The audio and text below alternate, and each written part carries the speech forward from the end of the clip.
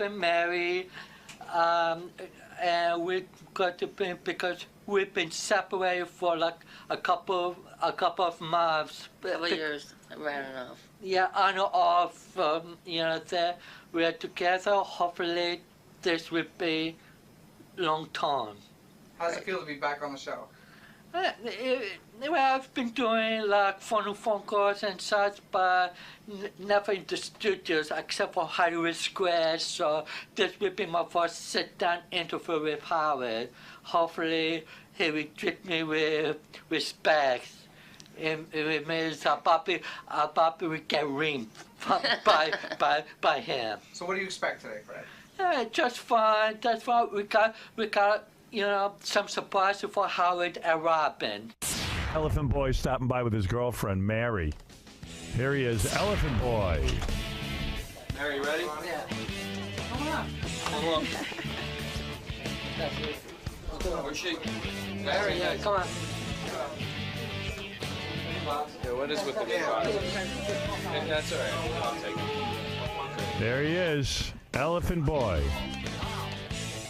Here he comes. Where's All right. Mary? Here comes Mary, his girlfriend, Mary. Hello, Mary. Good to see you. Well, Elephant Boy, I thought Mary was done with you, but you've roped her back in somehow. How'd that happen? We give her another try. We've right, been through problems, me and her. What were they refresh my memory because there's been so many. What How were are you, the Mary? By the problems? way, Yeah. good to see you. Oh, real good. Yeah, Mary, you met Elephant Boy in Cleveland. I believe we were at the Right. Cleveland funeral, right? Yeah, 10 years ago. 10 years ago, you met Elephant Boy there. You started dating him. We all were amazed that Elephant Boy had a girlfriend. Right. It was really something we'd We never were certainly seen. not amazed when you left him, though. Right. That we weren't amazed by. Yeah, well, Why the decision to leave Elephant Boy? I mean, you got a guy, a superstar in the Howard Stern show. A couple of different reasons. First of all, long distance. Long distance relationship. Yeah. Second of all, Why? When you talked on the phone, it wasn't that well, satisfying? I don't know. It was, like phone sex, this, that, I mean, Was there phone sex? yeah. heck There yeah. was. Elephant Boy, you do phone sex? If you would take yeah. that, if you would take It would that, be gold. it would be gold. Yeah. Yeah. And then, Fred started, with his little Because I miss her. What? shenanigans. What are you wearing? Yeah. Oh, baby, I'm wearing a pajama. Oh, pajama. Oh, what are you wearing, Fred? Oh, Oh, No, boy. No, what were then- you saying? Fred started with what? Well, with his bisexual. Oh, that came back. Yeah. He had another attack of bisexuality? Well, talking She to was the girl. I know. Mary- It started with. Mary, talking with to the her. microphone Yeah. a little Yeah. closer. Yeah. Okay, I'm No, sorry. it's You're saying it started to bother you when Fred started his bisexual stuff. Correct. Yeah. And what is Fred saying? It started with Mary? no because she went through her own share of problems in her life. Wait a second. She's saying she didn't. She Wait a had second. personal problems. What personal problems did you have, Mary? If you don't mind me asking. Well, a lot of stress from the damn post office. Right. Postpartum. Were you going stress postal? Yes, What- Postal? almost. Did you go Almost. postal? Yeah. Almost down to Cleveland, Maine post office. Really, you wanted to what? You really wanted to go berserk and. Well, it was just so much stress. I mean, with the supervisors and everything, and Really, because I always figure post office is a cush job. Right, you think it'd be pretty easy. It's hard. I have the hardest job there, Howard. Are you still there? Yes. Oh, you cured your problem? Oh, yeah. Well, I take Valium. Oh, that's yeah. Yeah. Did you meet another man with a speech impediment? Is that possibly what was going on? No, I have never met another man with a speech impediment. All right. So Fred the Elephant Boy, your issue was you moved away. You were in Yeah. Cleveland, he was in Right. New York. You no longer wanted to have a long distance relationship. And you But also he fret was- that Fred yeah. was acting out sexually with men. Right, and he did it once when he came to visit me. In front of you? Yeah. Did that freak you out? She wanted to experience it. No, I just had to, seeing was believing. Right. Oh, you couldn't- didn't believe it Like until... it was my contestant that you was into it. If you said no, it would have never happened beforehand. Well, I was just curious. Right. Okay, you was curious, but What was you gave Elephant me Boy? Elephant Boy use his mouth with a guy? No, actually, well, Yeah, it was math. Yeah. And the guy shaved him. A guy shaved you, Elfin Boy? I don't remember that. Oh yeah, it was in the shower. No. In the You shower? guys were in the shower? No. And Mary, I where, don't remember that. Mary, part. where were you while Elfin Boy was being She was shaved in the watching shower? you. You were in the shower with them? No. That was just by the door. Right, so it got Watching. kind of weird. Yeah. Yeah. Was Yeah. that the whole setup that he was going to have a friend over and you were going to watch? Yeah, because I said, like, I can't believe he's going to go through with this. Right. If you say no, I have never done it. I ask your permission. It's not like tipping on your pay. If you first stress it, it will never be done. It will, I love It when would you never happen. explain stuff to her. No, but yeah. Yeah. no, but then what about It was a miscommunication. All right. what about You're not- I'll say That so. must happen all the time. You're not lied. kidding. pretty much understand I him? told her, blah, blah, blah, blah, and she didn't understand. Let me understand something. So Elephant Boy was going through his gay phase and visiting me. and visiting you with men and having sex in front of you. That was Without before. permission, yeah. Yes. But he had taken my girlfriend, Sharon. Yeah. Sharon was over here What? with Crackhead Bob. We hooked her up.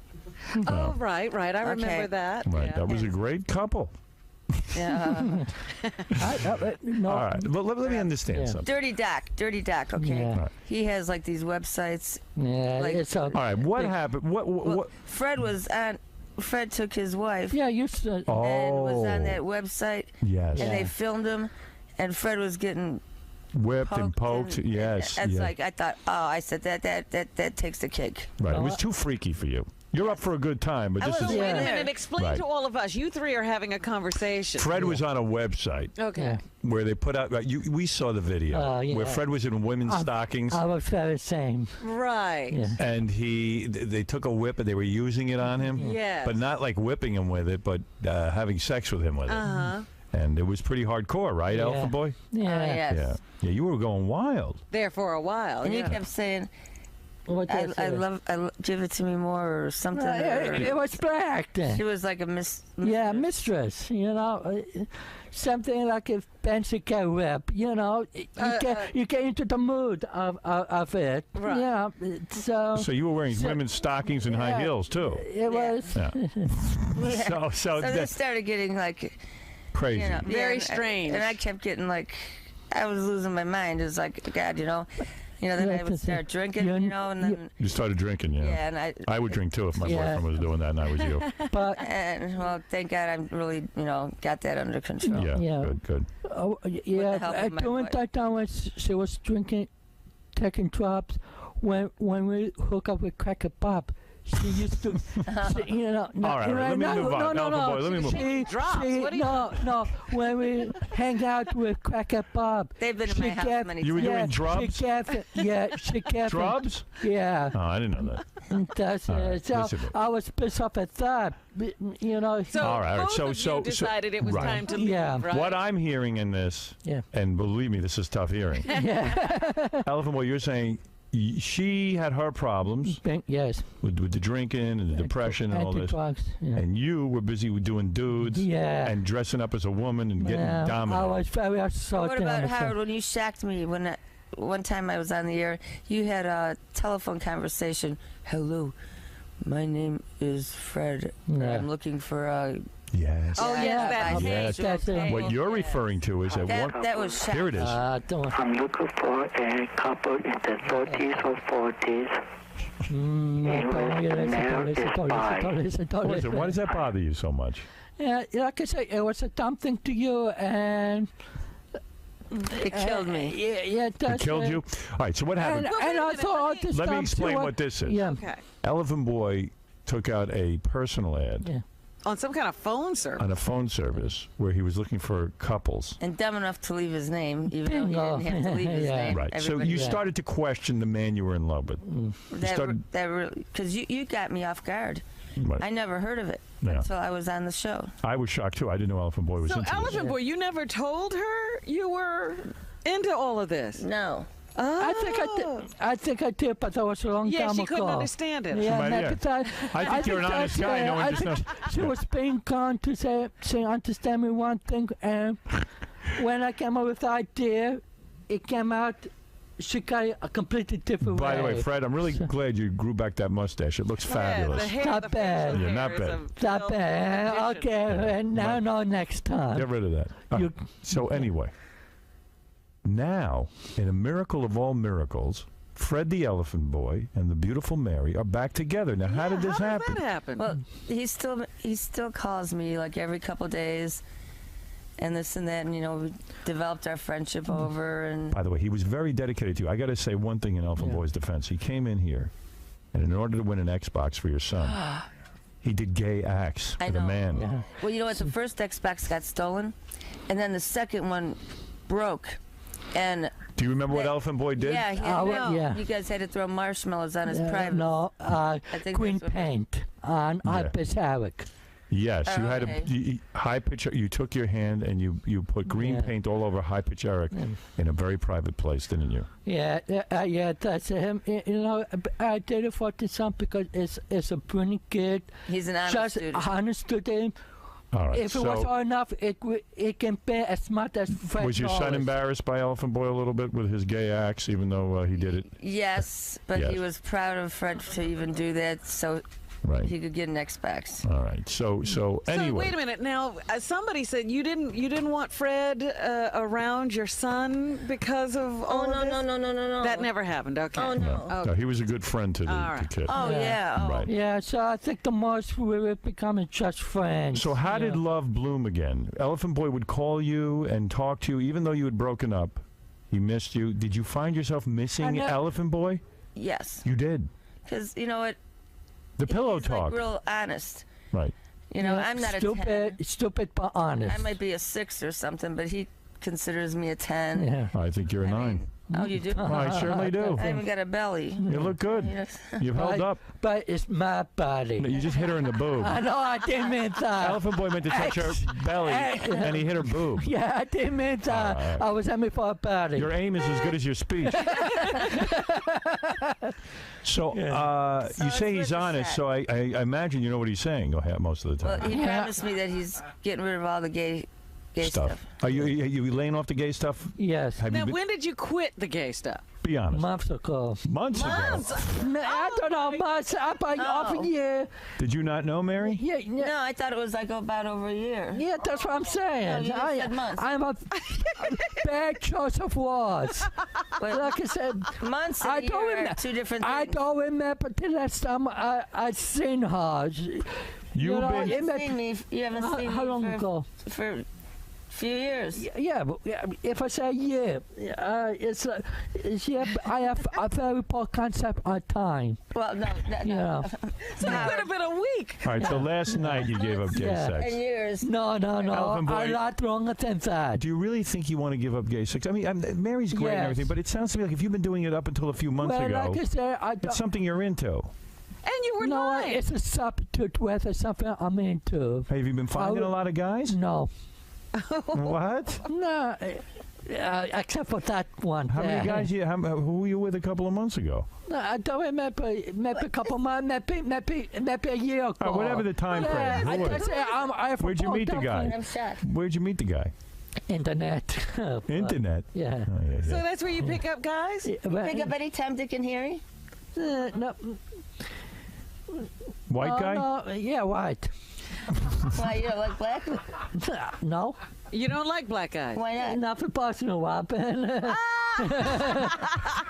But They say I black like is- black women. They say black is bigger. I don't can't- give. but I don't Mary- give a damn. like It's like it covers me. You gotta be curious. I mean, if you're into men, why are you wasting Mary's No, time? because I was more into her and I didn't know couldn't about get this. I her. didn't know about this months ago. Yeah, go. Yeah. You first said months ago, Fred. I can't. What is it just a really? word. Come clean. What was it? Yeah, Was it a week yeah, ago? go. No. 3 months ago? No. Come on. Don't lie Months, now. like 6 to a year. 6 months? Yeah. Or a year? In that time frame. Was it by a year? So wait a minute, Fred. I'm- You had told us you were through with all the bi stuff. That Yes. meant you were just all into men? Is that what No, you meant? again, He I really remembers. want. I really want to get back to Mary. We've been talking. Nothing wrong with being did gay, already- but what? Yeah, no, that's no. it. But I'm not. If I you're am gay, more, be gay. I am more comfortable with her. Right. It could be. I can. In other words, you're I can truly be both. bisexual, Yeah. and she's your favorite. Yeah. You're willing Well, to. wait a minute. He's not in with any other women. It's hard to. It was hard enough to get her. You know, I mean, It's hard to get women. Oh, yeah, that's it. It's a lot easier I to get feel guys. very lonely. Right. I have this feelings. It's not being satisfied by a woman. I went to the the next best thing. thing. No, Next no. best thing would be a fat broad. Right. Go after fat chicks. You don't go right to men. If it's then, You went from a woman and you said the next best thing was a guy? You know, as I said before, I make a lot of wrong decisions. All right. She make a lot of wrong decisions. I overlook the things she did. Hopefully, she will overlook the things I did. Well, how are you going to stay away from guys? You really like guys. No, it's a substitute. He's willing to give up all others. He has to. Yeah. He has to. Oh, This is definitely. it. This is it. Definitely, Howard. Yeah, I you didn't two know back- just a couple From months. Couple of months. I can't want to, so I'm sorry I said so. Can we play back the tap at substitute years instead of months? All right. Yeah. Years? No, you can't say years. Yeah, whatever. Wow. Like right. I said, sorry, I'm not. How long have you two been back together now? How long is it? Well, this is the first time we've Yeah. seen each other since about 6 months, talking every other day Yeah. over the phone. Right. Yeah, that's it. And I was she- staying in a nice she- hotel too. Yeah, Right. and she, you know, and she's got a lot better with her problem. She was very depressed, withdrawn. She's depressed because you're with dudes. Yeah. Gotta No, gotta it's straighten the out. first time I'm hearing this. She never expressed as she does Well, now. Well, this is the first time I heard you were just with a guy a couple months ago. Elephant boy. Whatever, Now you long, changed it whatever. a year ago. Are you two going to live together now? Well, we don't know yet. He has Yeah. to. He has a He job. works for the government. Yeah, but if he that's gets it, transferred so to Oh, a hard. is he federal seeking building. a transfer? If I can do it, you know, You still living with your mother? No, she's in a nursing home now. Are you kidding? I'm Yeah. sorry to hear that. Yeah, she's you know. So you got your own place? You got your own place now? With Yeah, his Trekkie brother, Philip. yeah. You got you share a place with Yeah, your with my brother? brother, I'm living. In your mom's house? Yeah. Yeah. Well, it looks like you're about to get a house if your Yeah, mom's going to be that's- full time at the yeah. nursing home. Wow. But you're thinking of moving to Cleveland. Yeah. Like I that's said, where my family is. in the future, yeah, it's for her.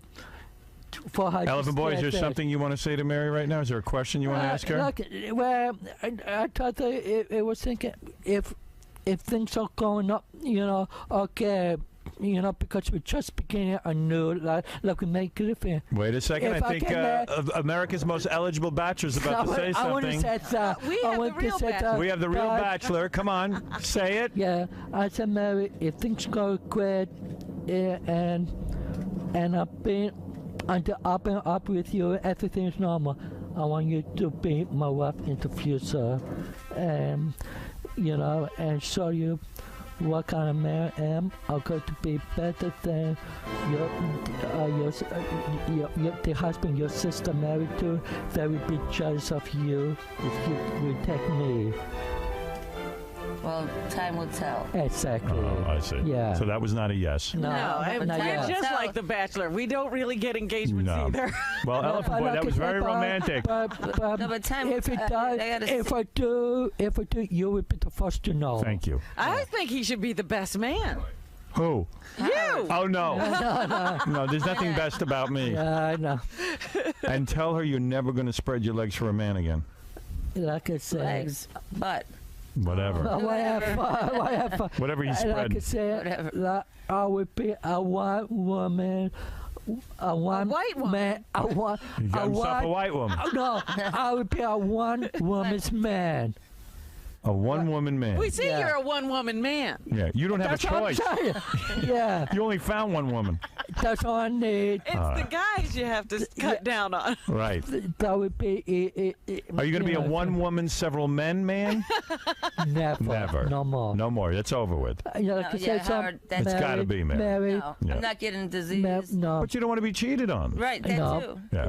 Hey, I Some understand you men- guys have a very. Are you guys still into like you humiliate him sexually? I mean, you guys get off on that. Is You that spank right? him, and I thought you do some sort of bondage with him or whip him. No, that was Sharon. You don't do that. No, You don't get it. It's all very normal with you guys. pretty much. Okay. All right. Yeah. Well, let me tell you something. This is exciting to see the Well, two of you. It's good to be back I here. always thought you were a great couple until Elfin Boy screwed up with all these Yeah. dudes. I mean, Howard, how would you feel? I don't feel good about that. If I found out my girlfriend was with girls or Absolutely. guys, It's a very shocking thing. it's shocking. Yeah, that's the trouble with I mean, with all of different relationships. with all of Elephant Boy's problems, living at home, with the speech impediment, He was lucky to find her. it's right. Yeah. And And my kids I love realize him. it. The I kids realize love him. it. Matter of fact, my son's birthday was yesterday. He's here in the in the And you know why I got it from his birthday? Yankee tickets. Yankee tickets. Yankee No, tickets? Yankees. They're playing the Red Sox. Well, you're very generous.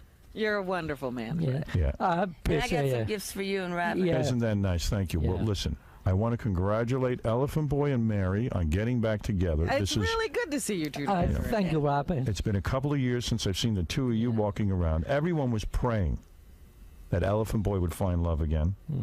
And I didn't know if he'd find it again with you, Mary. I gave him another chance. He gave him. I'm glad you did. And she won't. And Elephant Boy, look at me. No more penis. Repeat after me. No. No more penance. No, I didn't No. say peanuts. No, If you're going to say. penis. All right. And no more internet stuff. Take No out your magazines. computer. Throw away No, the man. computer. What did Mary say? No magazines, What? gay magazines. Do you have gay magazines? And gay movies. Uh-oh. Whoa. Well, we got a problem here. No more. You know, I'm going to I test took- him. I'm I going to took- bring in a gay man. Yeah. Yes. Oh yeah. Spot the Yeah, one here. faggot. No, don't say that. Oh, that's it. Mario Cantone is here, Oh, and he knows this stuff. Yes.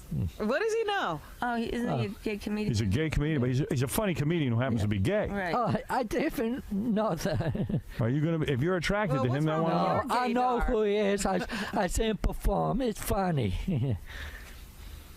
But I'm not. It's not my type. let's- Never my type. What is your Let's see type? how you interact. No. What kind of movies would you catch him Yeah, watching? what is your type? How did you find out he had movies? Yeah. Yeah. Because when I was over his house Yeah, last but- time, I found him under his bed. He was hiding them. No, not hot. No, okay, whatever. And what about the magazines? What kind of magazines? What magazine I is don't into? get magazines. They're Yeah. Most what- videos. they're men, just men and men doing what men and men do. Did he want you to watch it with him? No, Well, I glanced through because I never, really. Never saw that. Yeah. Right. this is all new to me. You don't remember I'll let you having- tell yourself the story. The Fred, truth is somewhere in the middle. Oh, The middle. There's no middle about it. You got That's porn. right. You got gay porn in your house. You got to clean out the gay porn. If you're going to be with a woman now, you got to get rid of the gay porn. Remember you'd hide him up in the shelf above your ceiling in your basement, so your mom couldn't find him. Oh, Remember that was years and years ago. Yeah. Let me ask you something. Yeah. Yeah. I'm being serious now. Please, You answer yeah. this. When you are having relations with Mary, Yeah. are you thinking about men? No. All right. when you're having relations with men, are you thinking about women? No, not really. No. All right. If I Listen, say, Mary, is he good sexually at least? He's able to perform? Yes, but we haven't lately because we're just starting back. yeah. All right. All right. Let's hope I it all even know goes well. Howie, when she's ready, hopefully I she would just- text me. This just blew me away right now. About a couple months ago, he was with a guy. I think you're a little bit further away from getting there. Yeah, I'd say, Elephant Boy. Yeah, Alpha Boy, it's going to take some time. Yeah, like I said, He said it's been a no, year. No, first he said she would never accept for like a long trust of us. So if she wants to take a month, right. let it be a month. All right, Elephant Boy, you have a lot to work out with your Yeah, relationship, but at least we you've still got a got that. relationship. You're like a Yeah, fisherman I with a would- fish on the line. I would not. Reel her in. Reel her in, Elephant Boy. I Charm her. will not abuse her trust anymore. Oh, and good. if I didn't pay, What did he say, Robin? He would not Yeah, abuse abuse. her twice anymore. no trust My trust. Oh, trust. anymore. All right, Elephant Boy. I thank you. I want to meet this comedian, see how Fred. React. Yeah. You want to meet Mario? Heck yeah. But does Mario want to come in, or does he not want to be a part of this? Matter I'll of be- fact, I could let Mario sit next to Fred. Well, no. I mean, I don't know. Mario has a boyfriend for years now. Yeah. Oh. Mario, come in naked, will you? So I can test Elephant Boy. I was- Does Mario want his own I segment? said, Mario, you want to come in and talk to these guys? He goes, no, I'm good. I'm good. Okay, all right. All right. Listen, Elephant Boy and Mary, Thank you for. congratulations. Yeah, thank you for inviting me back on the show. All right. And thank you and good luck. And please, would you come back and keep us posted on this very hot New York romance? And New if York it Cleveland romance. should move into the realm of engagement, please let us be the Please. first to know. You will be the first to I know. got some gifts for them. Yeah. I want to hear that that horribly contorted proposal when he got used to do. If not here, you will hear it. Right. Have you ever used sex toys on Elephant Boy? Yes. What? I don't Long time- remember. All right. Save it for the next time. So Fred, how'd everything go in there? Like I said, I heard something different from whatever we discussed on the phone. This is all new for me. We never discussed what you just discussed in the studio. You know, this is all new for me. Well, I was shocked that he still had homosexual sex in the past few months. That because I haven't been in communication with you. No, we still talk. No, because there was time, it was, I always leave message, you never respond. You never respond to my format. So, you know, so that's it. Just keep an open communication with me. And despite the problems you have in the past, I thought it was for one thing, one thing that caused you problem with your life. But now I know I was the problem. And if I caused you to, how do you say, relapse, then I probably did something more was that any kind of evil ever done to you before. So I realize that now, and I will be Mr. Straight now. Better. So Mary, do you think the relationship's changed now that Fred's admitted that he still has some gay tendencies? He has to prove himself Yeah, again. Because yeah, that's it. I thought he wasn't doing How any long gay ago- tendencies. yeah. So is this How long on again, ago- off again, on again? Now is it off again, maybe? No, I'm gonna give him the. How long ago since you began to talk with me again? Well, we've been talking for a while. Yeah, but there was time when you didn't. Right, because I was mad about Yeah. hearing about that. Yeah, and I thought, and I thought, I'm giving him the benefit of the doubt. And I thought of especially through one incident. I said, Mary, if you want to drop me, I will understand. I won't bother you. You forgive me there, and that this can't back up on me again. But Now, that's now what we're Fred working kind on. of proposed to you in the Well, no, I'm not gonna. It's gonna No, take a while. it's a little premature. All right, guys. I want, like I said, when we're ready, you will be the first to know. All right, thanks for coming down. Let's go back. How you doing today? I'm here. That's a good start. First time it's serious, right? Yeah, this is my first time. It's been a while Oh my since God, you've been look on. at these. The famous cupcakes. They're famous, but Take one if you want. They're maybe a good. little too famous for me. I think they're too They're famous. excellent. I think they're just too damn famous for me. Wow, this is cool. So I haven't excited been to be here? Yeah, I haven't been here. I haven't been down to this location. I haven't even been on Howard Show. It's been a while, Except right? for on the phone. Yeah. So right in here. Yeah. I go in here. Is this my spot? Yes, it is. Okay. So what are you talking about today? Your new movie? My new movie, yeah, Angels and Demons. I hope. But you never It's know. one of the things to talk You about. never know with Howard what you're going to talk about. It's true. Anything can come up. Anything can, and usually does. But yeah, Angels and Demons, which opens. Today's Wednesday. Yes, it is. Friday. It opens Friday. So that'll be great. All right, so hang tight, and we'll see you in a little bit. You bet. You bet. Ron Howard is one of the most successful directors in America.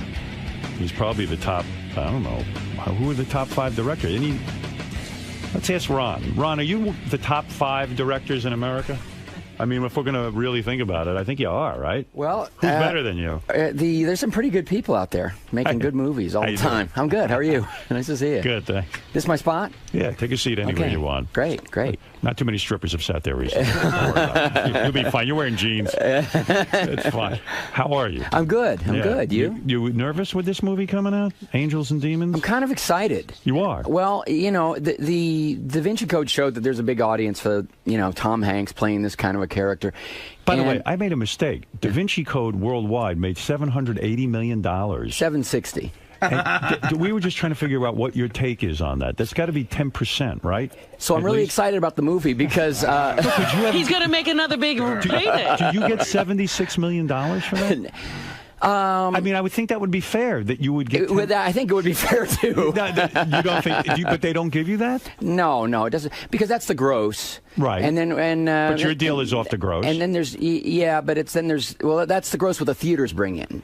It's about slightly less than half that is what the studios get. That's true. Right. Which is probably why you were reducing it. Your business savvy was kicking in. That's why you cut it in half. Aren't you disgusted that the theater? Let's say you go off and you make a movie for 2 years and you're thinking about this thing and you could make a lot of you have to choose your movie. Right. The theater gets 50% of every dollar. Does that bother you at all? No. It doesn't? No, because they got to stay in business, and But don't the studios somehow own some of those theaters, and then they end up getting the double dip? There's always that, But right. and the fact is, what the way it really works is there's like a ratio. So in the beginning, the first couple of weeks, the studios take a little more than the 50. It just kind of averages out to around 45 or 50%.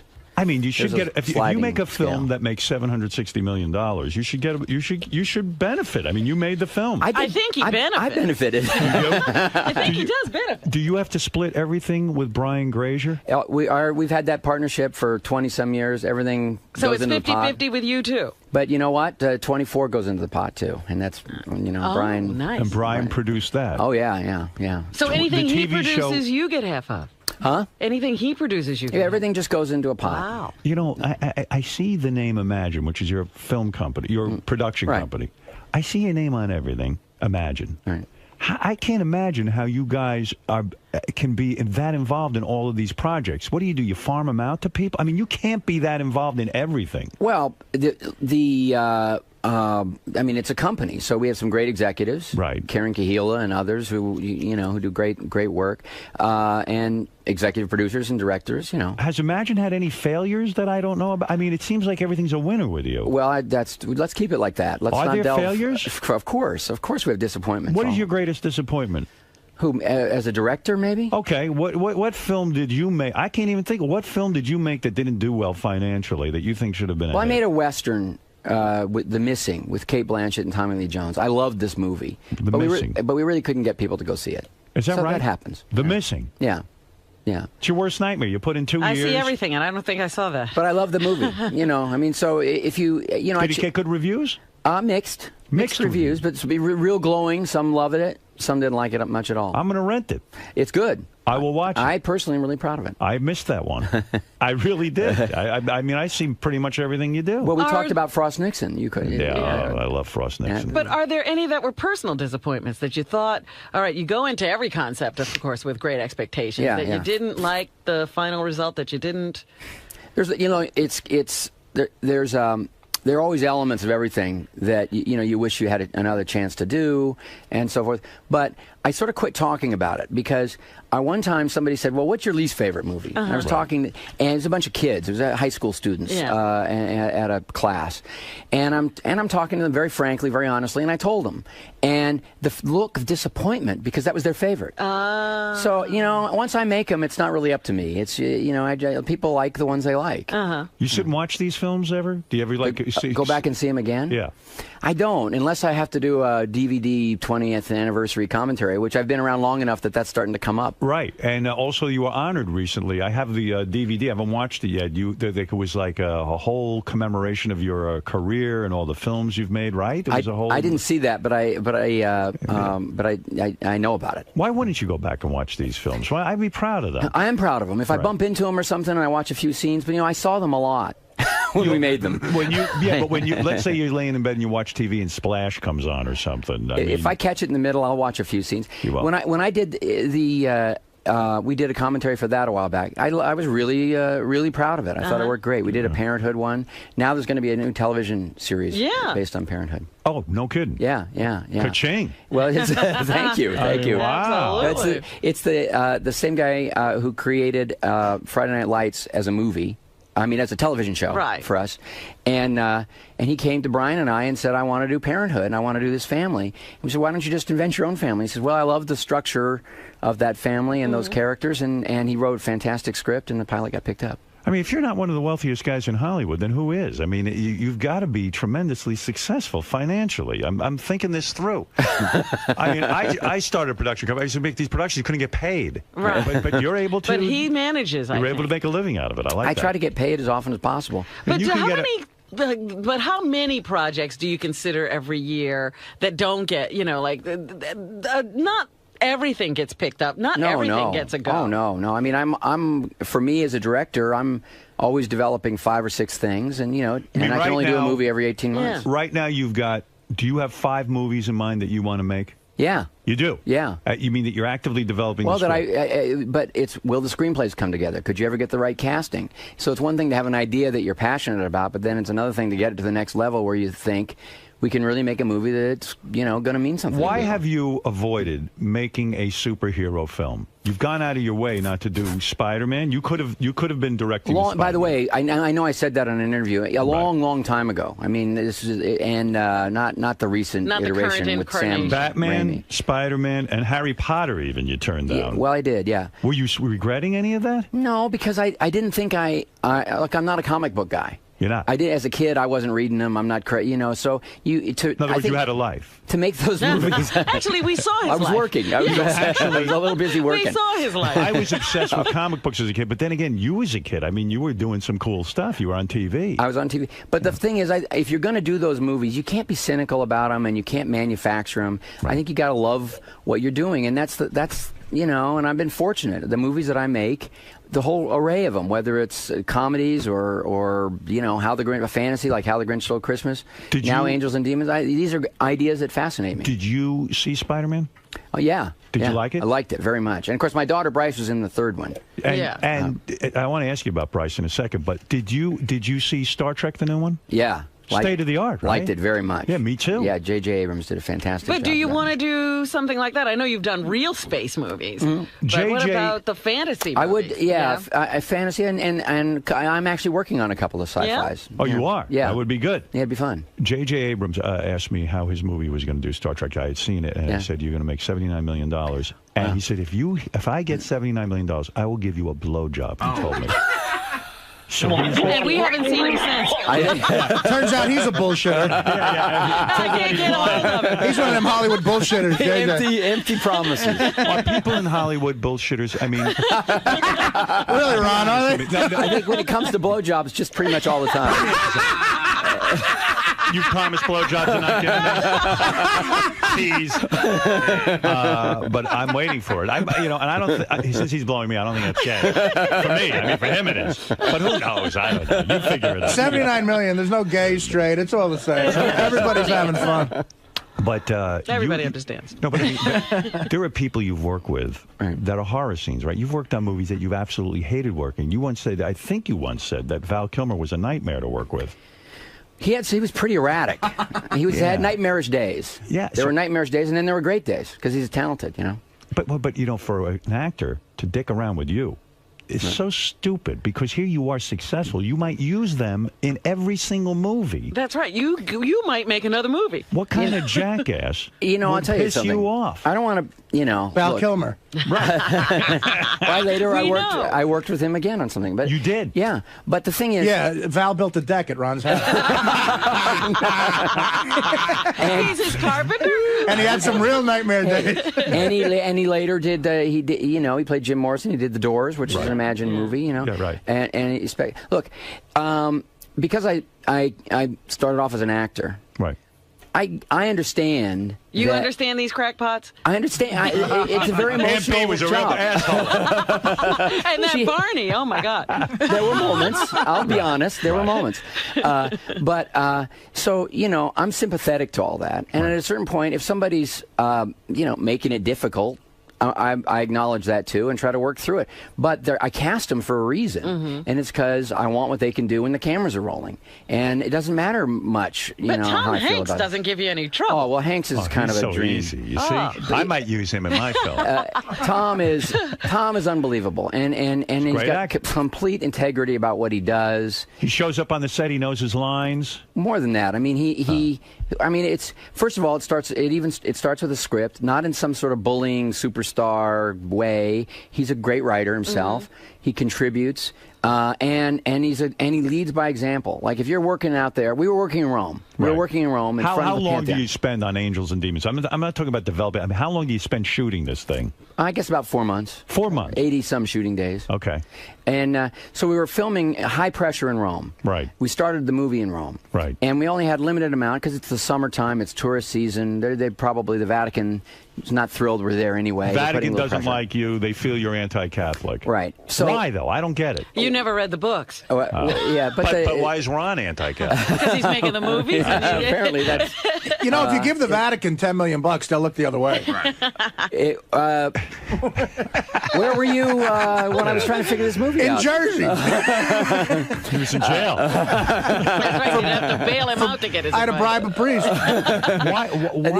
Why? Sir, explain it to the controversy to me with this movie. Why are well, it's turning out to be not so controversial now that some members of the church have started seeing it. We actually got a review from a Catholic publication that said, "Hey, it's fun. It's smart and it does no damage to the church." 2 nuns. I don't know. It's I don't know, the Ebert and Roper of Catholic League or something. I don't know.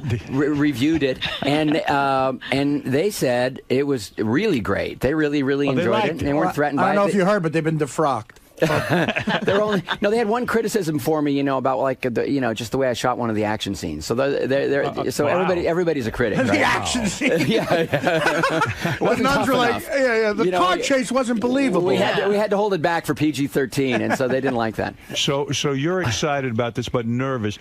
And is there a competition in the family? Your daughter is starring in Terminator. Well, it doesn't come out for another week. All right, so you're not the same weekend. No, not the same weekend. No, but are you rooting for her? Of course, you are. Of course. But is there a competition in a sense? You think he would want to demolish his daughter's film? Yes, it's Hollywood. I mean, let me ask you something. This is a tough question. This is very Sophie's choice. Okay. If you could wish that your film makes over $100 million, right, and is a huge success, right, but that would mean your daughter's film has to bomb. Wow. What would you take? Or yours has to bomb, and her film is great. Who would you choose? You got me. Be honest. I wasn't expecting it. What time is it? You want your film to succeed over hers. Of course. Well, I have a profit participation, and she doesn't. So in the global scheme of things, it's good for the family. Are you surprised your daughter's career is doing so well? She worked so hard at it, and could have been great as a kid, but I never would let her. And I have another daughter who's just left NYU, Paige, who had a cool part in Tisch. Adventureland. She went to Tisch? Yeah. Why wouldn't you let your daughter act when she was a kid? Well, what's wrong with that? It's really, you know what? I was lucky. My dad was is still. Matter of fact, he's in Angels and Demons. He plays one of the Cardinals in Angels and Demons. It's very cool. And he really was, because he's a freelance actor, he had a lot of time. Two things. He had free time when he wasn't working, and B, he really knew the ropes. And he was a great, great supervisor to have around the set. He was a great safety net. And Cheryl and I were not feeling like we were willing to dedicate that kind of time. Plus, look, the whole, following in the footsteps of Dad, who happened to have been in two, iconographic shows that were, with Opie and Richie and all that. Very hard for a kid to shouldn't have to compete with that. I agree. And last but not least, most kids don't really make the transition from childhood into adult. So if you're really serious about it as a lifetime, Beaver, you want to start go to school, immerse yourself in it, and then make a career out of it as an adult. Yeah. Well, do you think that you're angry with your father for putting you in the business at a young age? I'm so grateful. You are grateful beyond words, but because it worked out. Well, he was running around shooting movies at home. But hold on anyway. a second. I always wait loved a it. second. Right. All right. Dr. Stern. Let me lie down here. Go lay down. I don't believe what you're saying. I think he's saying that publicly. Okay. What do you think he's doing at home? I think at home he's on a psychiatrist couch and saying, my father, instead of being a father and protecting me, put me in that horrible business. That's what I think. It worked out so well for me. You are so turned off to parents who put their kids in acting. You probably don't even like when you have to work with kids on the set and you see these yentas who put their kids in these movies. Some are great and some aren't. Some are great and some aren't. But I tell you what, it's a lot of work, and you better be responsible about it. And here's what my dad did that was great, and my mom. I never felt that. But why did they need career. to do it? Why did they need to put you in TV and Andy Griffith? Did they need it for their ego? Did they want you to support the family? How did it happen? Did somebody see you, or did they actually send you out on auditions? The way it happened was I started working really young, like at 4 when we were living in New York. So they took you to places. Yeah. See? And the way it really started was that my dad was directing summer stock, and I started picking up on the dialogue that the actors were doing because they had no babysitter, and I was hanging around watching. Everybody thought that was adorable.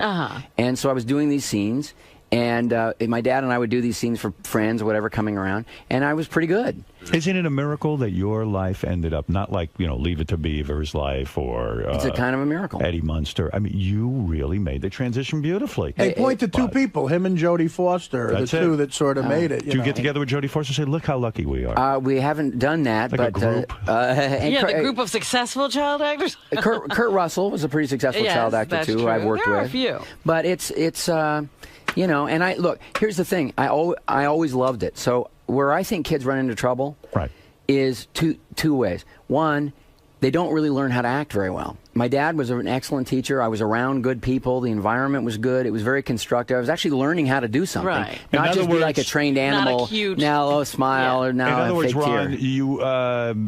The kids rely on their cuteness more than the actual actors. You not always really learning how to be in a scene or as a craft. And so that was and that was a huge advantage. And the other thing is that I had no ambivalence about it. So most people go through that adolescent period where the work slows down. That happened to me too, and that's just reason enough to be discouraged. And it wasn't for me. In fact, it's one of the reasons I wanted to become a director was because I loved it so much, the whole process, the whole environment, that I didn't want to be sitting around waiting for phones to ring. I wanted to be the catalyst for my own creative life. Does your daughter ask you for advice, or does she do her own thing? Does her own thing. She didn't come to you and say, I'm thinking of doing Terminator. Dad, what do I do? Do I do this film? No, just about never. That's probably good. Well, the other thing I noticed about you, though, you didn't raise your children in Hollywood, so you don't have those Hollywood kids. One of the reasons we moved east, but I'm not sure it has to do with the place. You were asking about Bryce. When we were driving to NYU. Right. To do her audition, because if you're auditioning for the Tisch program, you have to come in and do monologues and things like that. Right. So we're driving there, and I seem to be a little more nervous than she is. And I'm saying, so did you pick a monologue? Did you? She said, yeah. I said, do you want to do it for me just while we're driving? No, I don't want to do it. Well, why don't you just do it? Just run through it. You don't want to just go into the room cold. You want to just run through it. No, I'm not going to do it, Dad. Well, I'd really like to hear it. No, I got it. I'm a goddamn top 10 director. I want you to do your monologue for me now. And she still wouldn't do it. She still wouldn't do it, and she got accepted. I understand. Well, I respect it. I respected it a lot better after she got in. Did you secretly think because it's really hard when it's your daughter. Did you secretly think this is a mistake? What is she doing with her life? She doesn't have to do this. She could be happier doing something else. One of the reasons we left L.A. was that I didn't want any of our 4 kids to feel compelled to go into the business, like it's all they knew. And so they grew up in an environment where they saw that there were a lot of people doing a lot of different things, and still 2 of them fell in love with it. Did you bring them to the set when they were kids and all that? Yeah. That's where they fall in love with it. Well, yeah, but two not interested at all. And God bless what's with Bryce? She with a guy? Because she's married. Oh, she's married? Yeah, to Seth Gable. But he Very can't good actor. compete with White you. guy? He can't compete Seth, with you. the black guy. I've had a few black Seths. There's very few black Seths. Not that you would have minded, but whatever goes. Whatever sure, goes. she's in love. Yeah. Show business is a different thing, though. If you bring your child to your work and that's your work, it's easy to fall in love with. Like, my father always took me to work, but I didn't fall in love with installing antennas. No. He was in show business too. You know? I think that's the way I love climbing roofs. Are you comfortable with Bryce doing nude scenes? Oh, that man! I'll tell you. Well, thank you. I'm not. I know you now. She had to do that at college. They She had was this naked? experimental. Yeah. That is wrong. Now, let me tell you something. My daughter is a graduate of Tisch, and I'll tell you something. That's not right for the under the I'll tell you, my college dad, auspices. I brought my dad to the play. Was it a male professor? It was. Yeah, you bet. That'd be like Professor Howard Stern. Bryce, I need you to get naked. The productions are nude. Yes. Well, this was sort of nonstop. I mean, she had her clothes on for about the first 10 minutes, but it was avant-garde. Oh dear. So anyway, my dad came to see the show. Right. And we're watching it, and didn't realize quite how nude she would be for that period of time. And we're sitting here next to my dad and everything, and it's gratefully there was no intermission, so the show was over. And I turned to him and he said, you know what? That's courageous, and as an actor, she'll never have to be afraid again. And I thought that was the coolest thing for a 70-something-year-old guy to say about it. Yeah. You know, I'm sitting here thinking they make such a big deal about these Barrymores, but you're building like a little bit of a dynasty with the Howards. It's not. It's not intentional, but it seems. Well, look, he left the farm. He by the way, he didn't like farming any more than he liked antennas. That's right. But you know, watching your daughter nude in a play, to me, the only thing more awkward, and I've done this, would be being at a bachelor party and watching the groom get a blowjob next to the father of the bride. Oh yeah. Yeah, that might be more awkward. Yeah. Well, there were moments where like things are a little tense. There was like a little bit of fake stage violence there with a guy kind of dominating her, her and stuff. And it was. I had an impulse to like beat the shit out of Yes. try to tackle that son of a bitch. I would imagine it'd be very hard for a kid to have a father like Ron Howard. Sure. And then you want to go into acting. I mean, I would just think it's crazy. And then you think about all the people in your life too, who you must feel the ugly green jealousy on your back. When you think Chachi's probably staring at you. I don't know that. Potsy. Well, in Chachi's reality show, did you see that part of? I don't know if Ron ever saw Scott Bale's reality show. Scott I never Bale did. No, I heard about it. I can't believe you're not obsessed with seeing that. Ron's brother, Clint Howard, he is in a scene. They see each other. Right. And Scott goes to Clint Howard, and this had to be awkward for your brother, but Scott says to him, I've been trying to get in one of your brother's movies for years. Oh, no. I mean, that is like, what does Clint say to that? All right, let me make a call. When you are casting a new movie, do you hear from these characters, this Leach, all these guys, they want to leech onto you? No. Andy Griffith. Andy Griffith, major pain in the ass. No one in Hollywood is a major pain. There's no way Donnie Most or Anson Williams has your number. I talk to those guys all the time. That's good. That's good. Yeah. You really do? Oh, yeah. I believe it. He's clearly like... Ron, how are you going to get rid of these guys? It would be in the tabloids if he didn't take their calls. I know. You know what, Ron? I'll tell you how I got rid of my buddies Anthony and Vinny. You know where Ron talks to them? In court. He's got a restraining order. I'll see you guys next month when I renew this. What do you mean? I mean, they're friends. They're great friends. You still friends with Mel Gibson? Is it hard to maintain a friendship with him after he goes through a controversy? I haven't talked to him in ages, but he's kind of dropped him. He's. I knew it.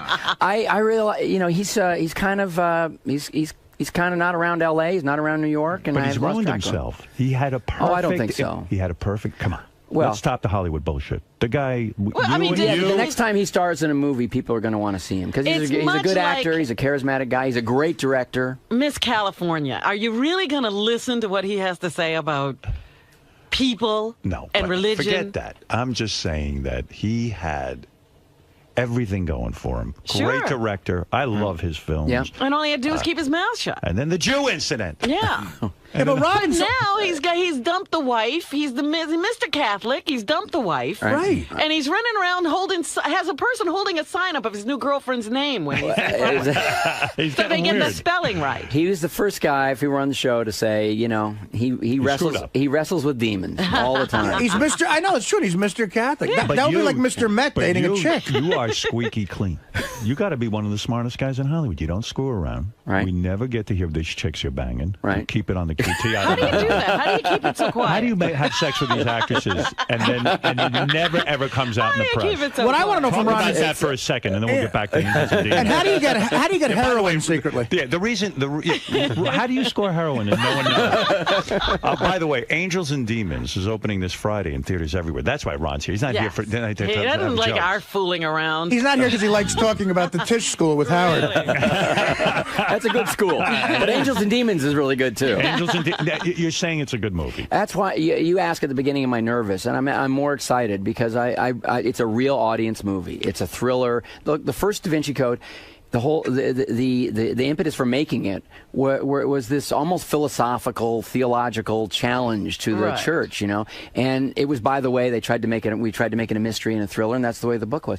This is really start to finish, mystery thriller. Has much more action. It's one of the reasons I've never done a sequel, but I felt like as a director, it was a whole different kind of movie to make in a lot of ways, and audiences from our screenings and so forth really, really liking it, and so that's why. Of course, I'm nervous. Of course you do. You got Brian Grazer breathing on his neck. What's the take? What are we getting out of this thing? But Speaking of sequels, to show it to audiences because I think people are going to get a big kick out of it. Speaking of sequels, were you ever offered Apollo 14? Yes, he was. The end of the first Da Vinci Code. I love the Da Vinci Code, the movie, by the way. Thank you. I didn't read the book, and I got it. At the end, you sort of allude to the fact that young girl is the descendant of Christ. Yeah. Now, so does it pick up right from there? No, it's a separate adventure. In fact, this book was I actually don't need written to see before. the Da Vinci Code in order to see Angels of Demons. No. Good. But I think it definitely benefited us to make it a follow-up, even though the Angels and Demons as a novel was actually published first. But it's a more intense story. It's more violent. And I think the fact that Langdon's already been through the one adventure and now is kind of going deeper into this world of, here's all that can happen surrounding these sort of mysteries. In light of Star Trek's success, are you sorry you didn't put Kirk or Leonard Nimoy in the movie? Yeah, because Leonard Nimoy actually seems to be the one you need to get. Out of nowhere, Spock shows up. To me, I would do that if I was a director. I would just throw these guys in it just for the hell of it. What do you want, Gary? I got a question, man. Go ahead. Really? Yeah, You're going to interrupt my fantastic interview with a potentially disastrous question? By the way, didn't Tom Hanks... Do you know what happened to Gary? He threw out the first pitch at Citi Field. Do you know about this? No. Oh, you got to put this in a movie. Really? This is your next film. We're not going to show this to every A-lister, are we? No. Listen to me.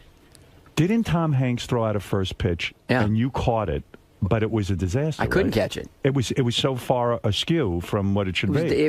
By the way, we were warming up. We even warmed up in the bullpen. Right. And I thought, man, he's got some heat, and he's a pretty big guy, and he was bringing it, and just lobbing him in, but it was head zing. But we got in there, 50,000 fans. Yeah, I'm aware. And their number one player stepped into the box. So now he's got a guy here that he doesn't want to hit because the guy's a superstar and Japanese, and that would be very impolite in Japan. Right. My brother Clint said, he should have screwed that. He should have brushed him back.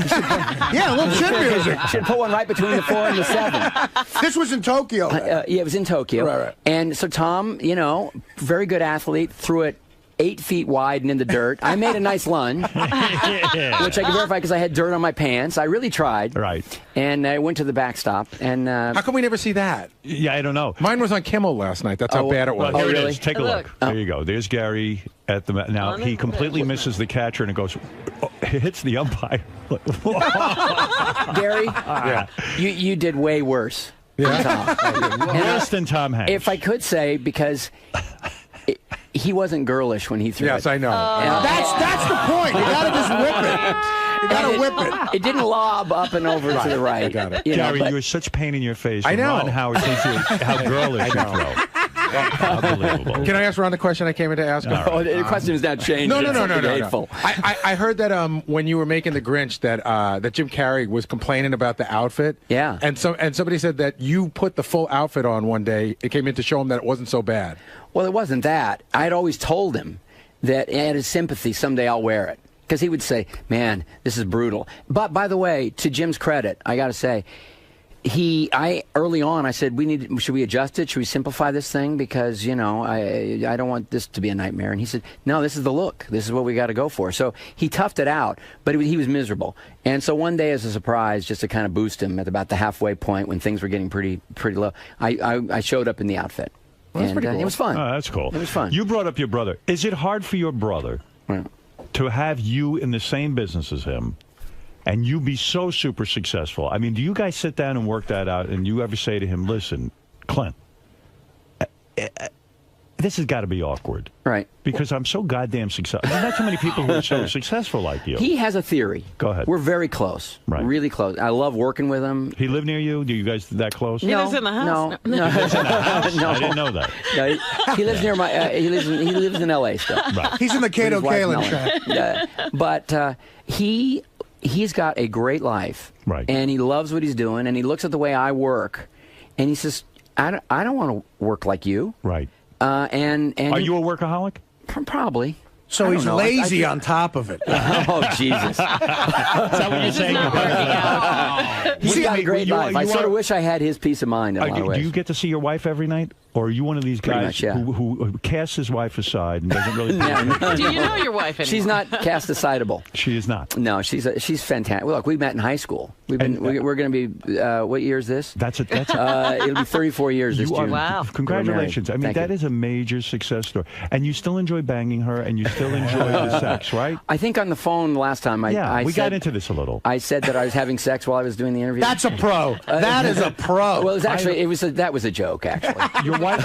Your wife must be a spectacular person. She's a great person. She can hold your attention. I mean, you work with these beautiful actresses. I mean, it's one after another. She's you know you could be getting laid 99% of the time. She's it wouldn't be the same. She's fantastic. The lovemaking is still as good. That's great. Well, I mean, yeah. And she still gets as excited over you. Or she's a better actress than we all. He's got to have willpower. Like, Ron is the kind of powerful guy to where it's like, I remember talking to Norm about this. If you're going to send Norm Macdonald, if you're going to send a woman out, if you're going to send a woman out to Hollywood, yes. Who's a friend of yours, the best advice to give him is, look, if you're going to be a whore, be a smart whore. Right. Like, if you go on a movie set, know who to fuck. Don't fuck one of the actors. Don't fuck a writer ever. Right. Ron's the guy you fuck. Like, Ron is the guy you Do approach and fuck. actresses throw themselves at you? I mean, you're a handsome guy. I mean, you're a nice looking guy. No, in fact, I think I get along really well with all the actresses because they're just, they... Do you fantasize about them at all? I mean, it would be natural to fantasize. They say directors fall in love with their leading ladies. I mean, they have to a certain degree. Yeah. So is it discipline, or is it just that your marriage really is that great? My marriage really is that great, and I also I wouldn't want to blow it.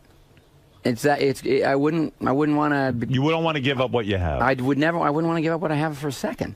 And prenuptial agreement? Not back then. I mean. No. Where'd you meet her? Was it high school? High school. John Burroughs High School. No kidding. Yeah. Miss McBride's English class. Did you get laid a lot during the Happy Days years, or was it just strictly your we were already together. This is unbelievable. He's going to get very upset now. So you really were, you weren't Fonzie. Yes, because you didn't take advantage of all your fame. I mean, do you fantasize about what it could have been like if you hadn't got, I mean, the endless parade. Yes. It must be amazing. Who was getting laid on that set? Tom Bosley? Really? Sometimes I fantasize I'm you and what I could have had. You know what I don't get about Ron, though? What? Why lead such a wonderful, because I'm a Roman Catholic. Right. Why lead such a wonderful, sinless life and then make these movies and go to hell? To blow it on a movie.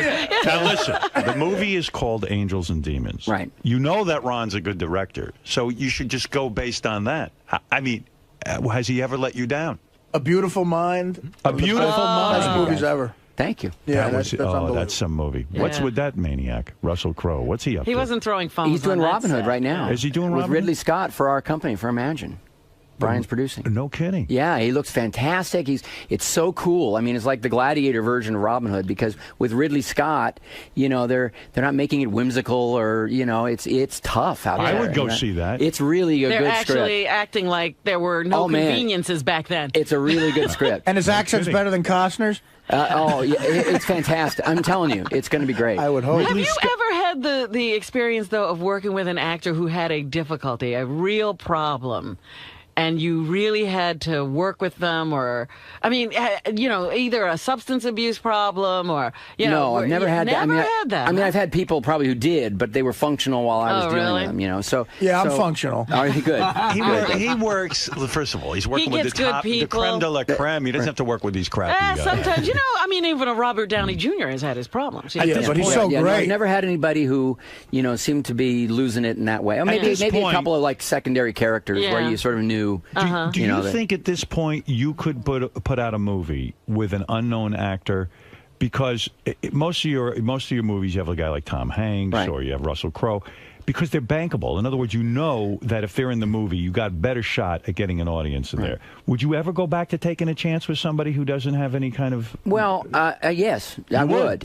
And you know, and with you talked about Frost Nixon. I was really ultimately went with Michael Sheen and Frank Langella, who are known, Right, You know, but they're not big unknown. box office They're not guys. big box office guys, and that was the right thing to do, and it got the Academy Award nomination. I was disappointed in Frost Nixon just because I thought it was going to be about Otis Nixon, the guy in the Braves, the leadoff hitter. Oh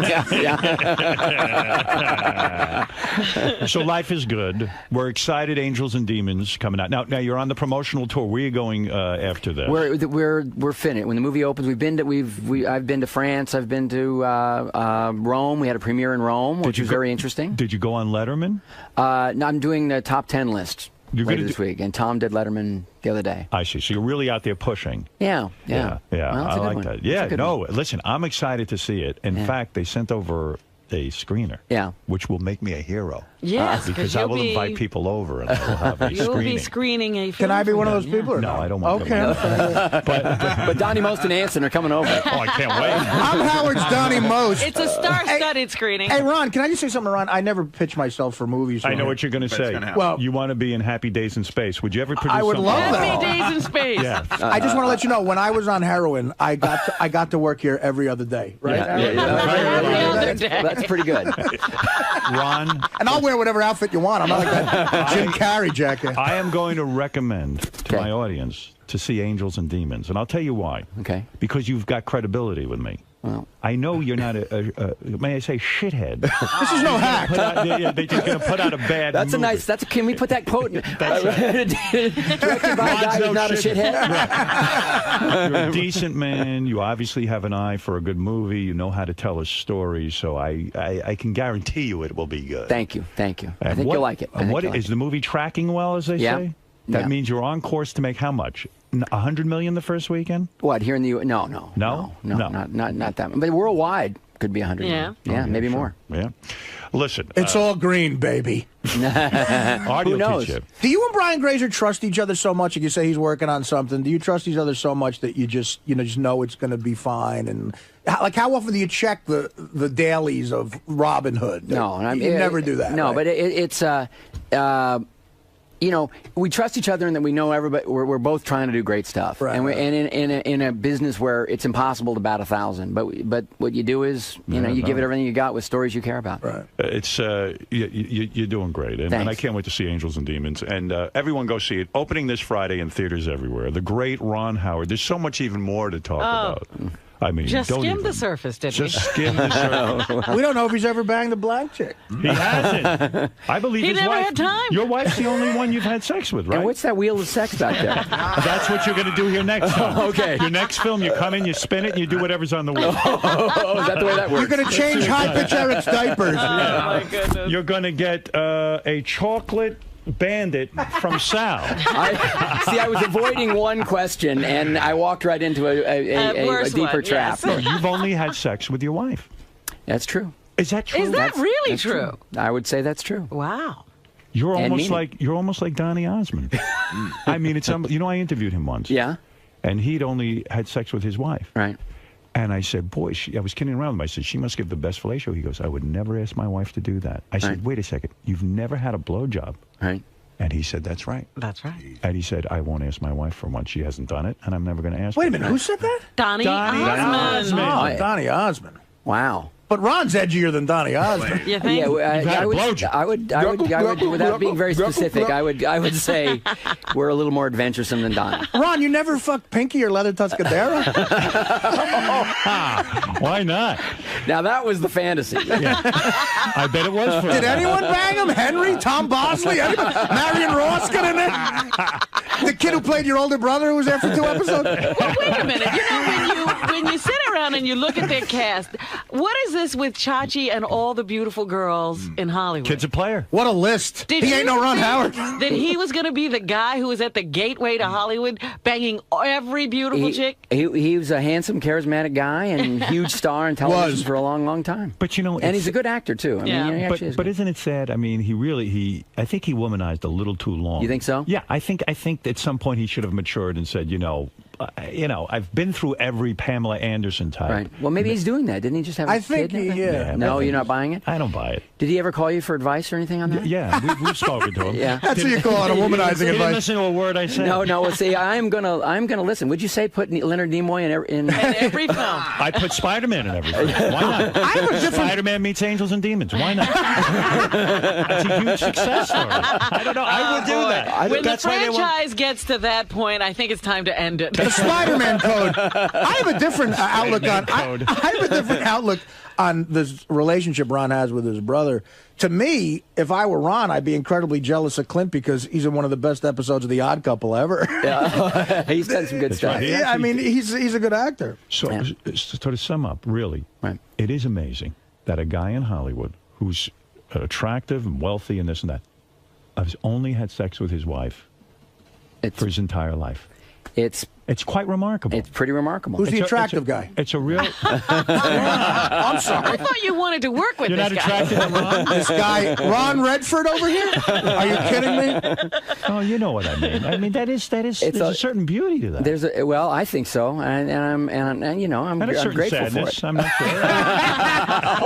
sure. In Jersey, it's an incredible sadness. Listen. You have a story to tell. Anybody you haven't worked with that you want to?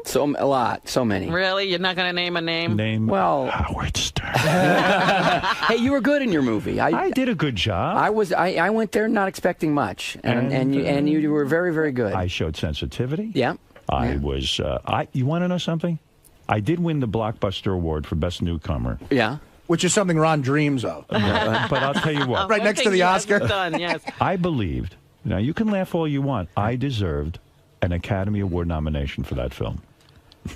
All right. So anyway, let's see. Isn't it true that You said I can laugh all I want. Isn't it true that Bryce's monologue was Howard talking to Pig Virus? That's true. That's how she got into Tish. But she did it nude, which is brilliant. That's where I first saw Giamatti, who I then worked with on Cinderella Man. As a matter of he's fact, great. yeah. I mean, I remember when we were testing for that part. We auditioned Giamatti 3 times. We weren't even sure, but Betty Thomas, the director, said this guy's got something. And then when I started working with him, my agent said to me, "This guy's going to be the biggest star ever. He's terrific. He's great. He's terrific."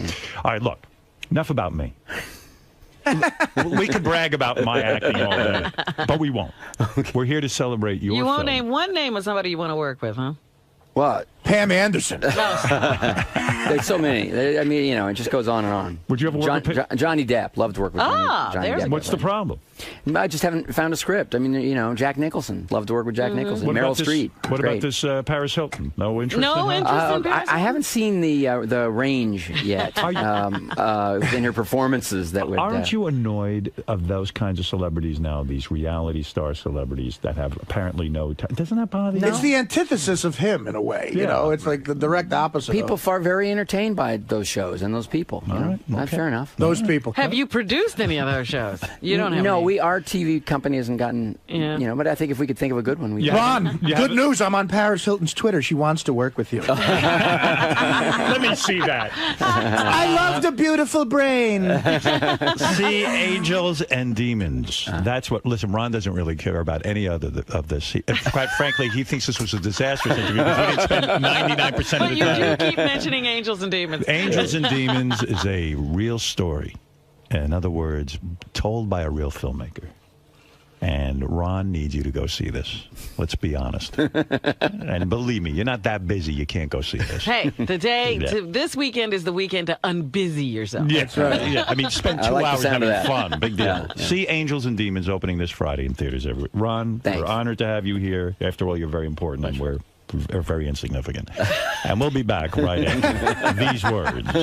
Ron, Hi. how'd it go, man? That was fun. The studio's great, and you do stuff on the Howard Show that you don't do anywhere else. Now, Howard was a little concerned that you've only had sex with one woman. He was a little bit thrown by that, I think, but not me.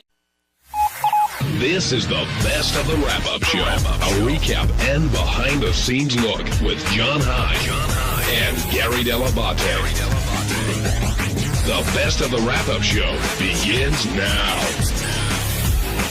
Hey, it's Gary Dell'Abate, Baba Booey. On Monday's wrap-up show, we discussed Ben Stiller as a guest, what a great guest he is, how he always comes in, he's an A-lister, loves the show, and he's pretty open about his life, and he tells us everything that's going on. We dig him. Check it out.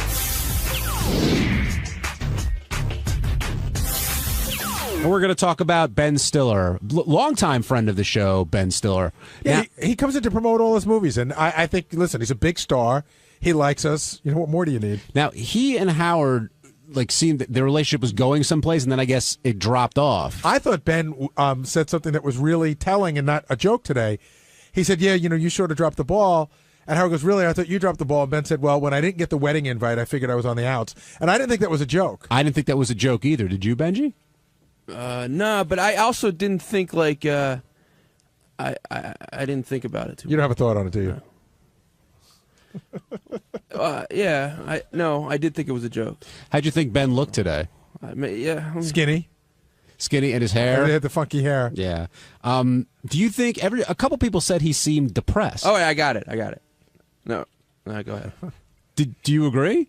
I don't know. That's sort of his demeanor. He's sort of like the gets beat up, but he's a good guy. I mean, he's almost like the character in his movies, but he seemed a little downtrodden today. Well, considering all his success, and he's been tremendously successful in movies, do you think he's a humble guy? I mean, is that a fair way to put it? Yeah, I mean, you can be humble, but like when Ben said he doesn't know how many movies he's been in that have cracked 100 million, I was not buying that. I mean, you can be humble and still know that, because when you want to go in to negotiate a contract, I'm pretty sure you got to know what that is. And today, I know he was promoting Night in the Museum, the next movie, but a lot of talk was about Tropic Thunder and the balls it really takes to make a movie like that. I think he's really proud of that movie, as well he should be, because he's made some funny movies, but there's some people who go, oh, he makes light comedy, and that was a ballsy movie.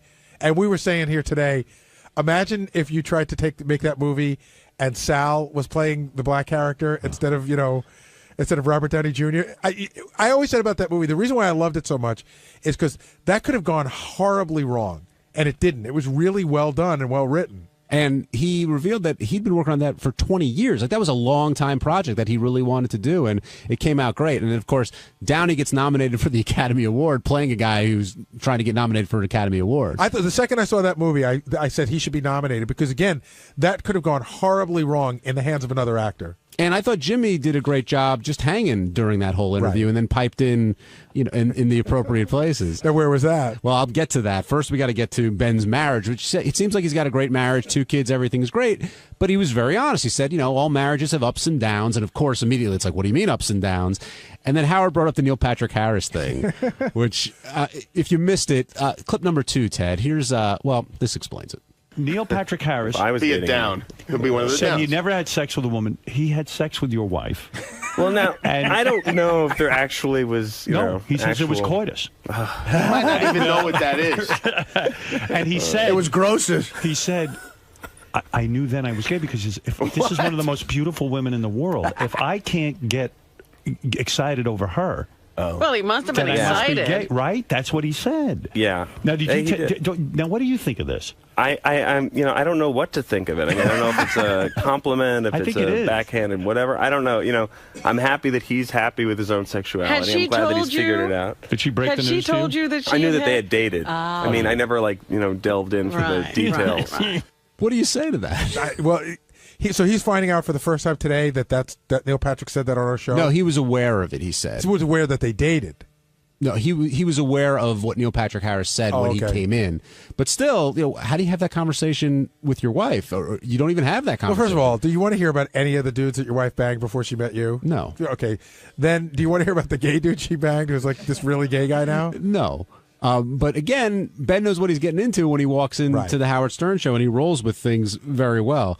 The other thing he didn't want to talk about was Owen Wilson, and this is after talking about a bunch of different things in his personal life. But it seemed like Owen Wilson's attempted suicide was just hands off. Well, they're really good friends. He probably doesn't want to talk about it, but he's like, I'm not going to talk about this, and he started to talk about it, and then it got really crowded in there, and he reeled back on it. But, I didn't think Howard was that out of line. He was sort of like, hey, you're directing a movie. You got just your life's work. It's a movie you worked on for 20 years. What do you do when a guy drops out? Did you think that question was out of line, Benji? No, not at all. And I didn't think. I thought Ben didn't handle it in a really good way. Like, I think he should. If he doesn't want to talk about it, it's okay. I would respect that. But it just he made it like it was this horrible thing that it made. Well, the guy tried to kill himself. No. That's horrible. But it's not crazy that Howard would say, like, how do you handle a situation like that? Yeah, I think everybody's nervous when Howard brings up stuff like that. But I thought the question was a legitimate question. He probably said, hey, you know what, man? He's a great guy. We got somebody else for the movie. It was a tough time, and, we moved on. Hey, it's Sal Governale, and on Tuesday's wrap-up show, we discuss one of my screw-ups in the Bob Levy spelling game. And then somehow the conversation went over to Robin and her talking too much. That was my opinion. That was constructive criticism. And after you see what I have to say, I think you're going to agree with me. So check it out.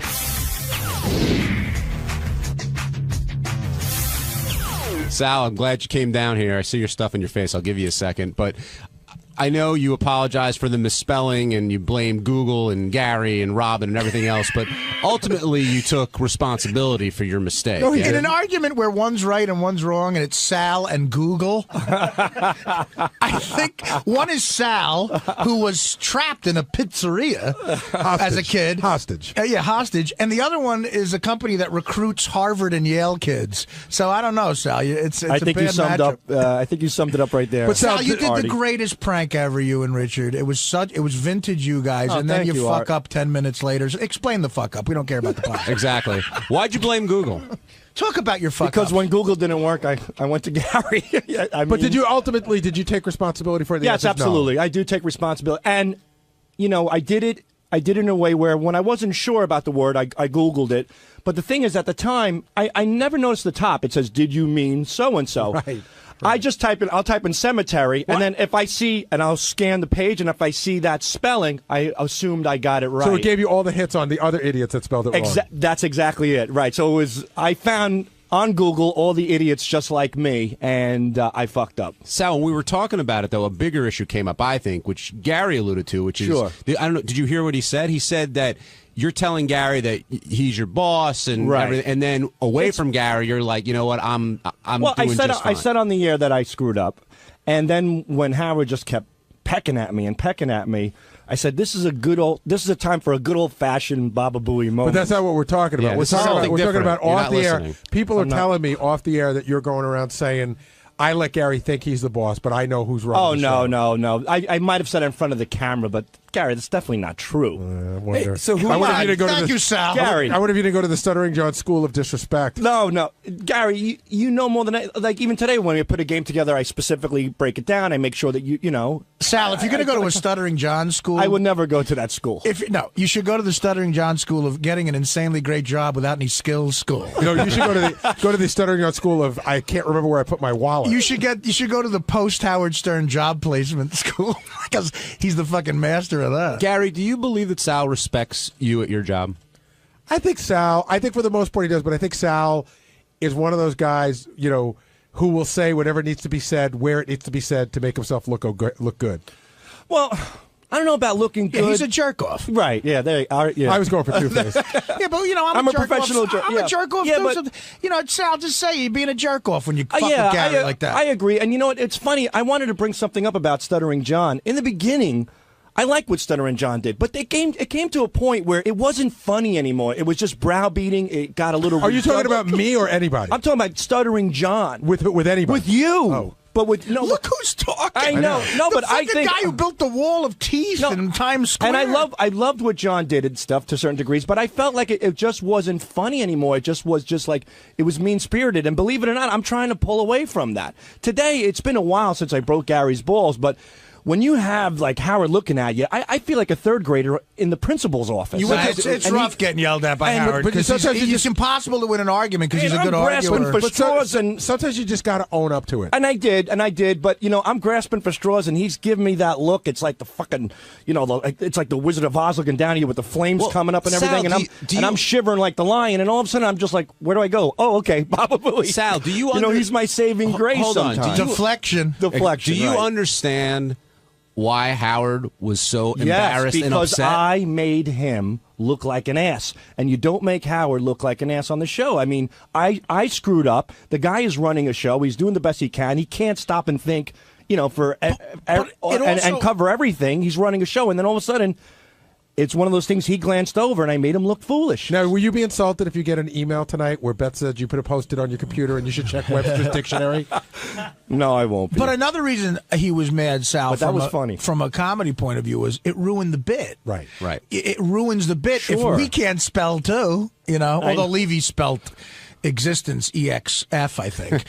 But, so he looked really bad, but we look stupid too, so the bid is destroyed. Well, we're one big happy stupid family. I was stupid. No, we're not. And the first thing we have stupid cousins.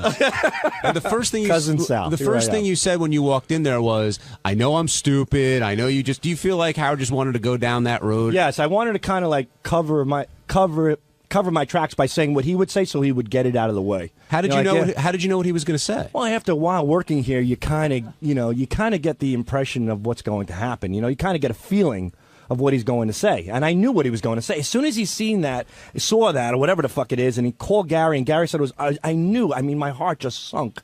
And I said, here it comes. Here comes the beating. It's been a while. And I walked in. It's actually been a few days. And it was like going to Bogey Land, like from March of the Wooden Soldiers. And I walk in there, and then sure enough, he just... Sal with a great Laurel and Hardy reference. Yeah, I was a big Laurel and Hardy fan. And you smacked Robin a couple times, too. It is like going to Bogey Land, though. It's like Buster Keaton and Seven Brides. It's like Harold Lloyd hanging off the clock. With Robin... Look, I like Robin. I'm not going to be one of those guys. I love Robin, but I like Robin, but she's got to know her place sometimes. What is her place? Well, yeah, what do you know what I mean? That? Well, there's a pilot and there's a co-pilot. Back of the bus, Sal? Is that what you're saying? No. That's a long time ago. But what is it? You mean, in other words, Howard's a pilot? Enough, Sal. Howard's a pilot. She's got to sort of pipe down? In certain cases. But like what? Like a case like where Howard's browbeating you? Right. No, there's a time to speak. There's a time not to speak. Are you saying Robin's interrupting a lot? I'm surprised the bottom of Robin's sneakers are not on Howard's tongue. She steps on him so fucking much sometimes. I agree. She doesn't have track marks. I'm surprised she doesn't have track marks all over his fucking face from her Reeboks, because she sometimes just keeps interjecting. It's like, hey, you're going to fucking spew your garbage at 10 o'clock for 45 minutes. Get it all out then. Hold back a little bit. You're calling the news garbage? No, I'm just a figure of speech. Spew her stuff or whatever. I feel like we're all like cannibalizing each other now. Like we're all like this. Well, we're not. We're all like, he's yelling, Artie's talking too much. He's yelling, Robin's talking too much. I feel like come on, we used to be a family. What happened? I'm trying to. This is family, Gary. Do you mean we're all eating each other? It's a dysfunctional family. I know, but I feel like we're tearing each other down. I know. Well, but listen, even Artie agrees. It is weird, Garrett. Lately, there's been negativity on the Howard Stern show. I can't believe. No, I mean, Robin. So wait, you said at 10 o'clock Robin should do her thing. So from 6 till 10, do you think she should just sit there? No, knowing that she's got the last hour. No, but she should know her place. Like she's like the number 9 hitter. To me lately. I mean, if I love Robin, I'll give her constructive criticism right now. I thought you said. All right, you want me to tell the truth? No. You didn't. I love Robin. This is not a diss. This is not negativity. Let's hear what he has to say. What do you have to say? Hold on. I admire Robin. I look up to Robin. I pinch myself every day that I'm working with a great person on the Howard Stern show. You look up to Robin because she's taller than you. But if I may give her some constructive criticism, like she would for me, somebody you care about. Okay. What is your constructive criticism? Slow down on chiming in. Slow it down, Robin. Slow it the fuck down. When there's a guest on and Howard's mid-sentence in a question and she chimes in and she just demolishes that question with something from left field, sometimes it makes my hands crunch into a fist. Just take it easy on chiming in so much. Think about what you want to say. Think if it's that important to interrupt Howard Stern when you say it, and then take the approach, whether you're going to do it or not. She has a tendency sometimes to get real. She's become a pig on the mic. The micro, like a hogging it up. Just take it easy. Don't be so piggish on the mic. When did you start? Slow it down. When did you start feeling this way? Jeez, 1982? No.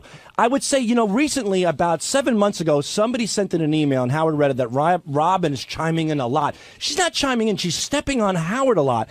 And Howard read it, and I remember that week she really piped down a lot. And you know what? She was brilliant, and I loved her, and I still love her. But she's got to know her role. You can't have too much of everything. You're going to turn people off. Slow it down, Robin. Just slow it down a little. And I mean that from the bottom of my heart in a kind manner. Just take it easy. So let me ask you a question. The 28 years or 28 or 29 years of chemistry that Howard and Robin have together, you're saying that she's veering off from that? I think she's really good at what she does, but I think she's becoming so confident that she's Robin Stern. You're Robin Quivers. You're the sidekick. You're the co-pilot. Wait for the pilot to make the move, and then listen to him and know your role. Know your place. You know what I mean? Hi, this is Fred Norris with the Howard Stern Show. Guess what? On the wrap-up show for Wednesday, we had a very exciting talk about Jesse James, the outlaw bike builder. We spoke about what a great guy he was. We spoke about how he was willing to build Howard a custom-made chopper, which could run up to $100,000 in cost. We talked about, this is almost as long as the wrap-up show. Why don't you just watch it instead?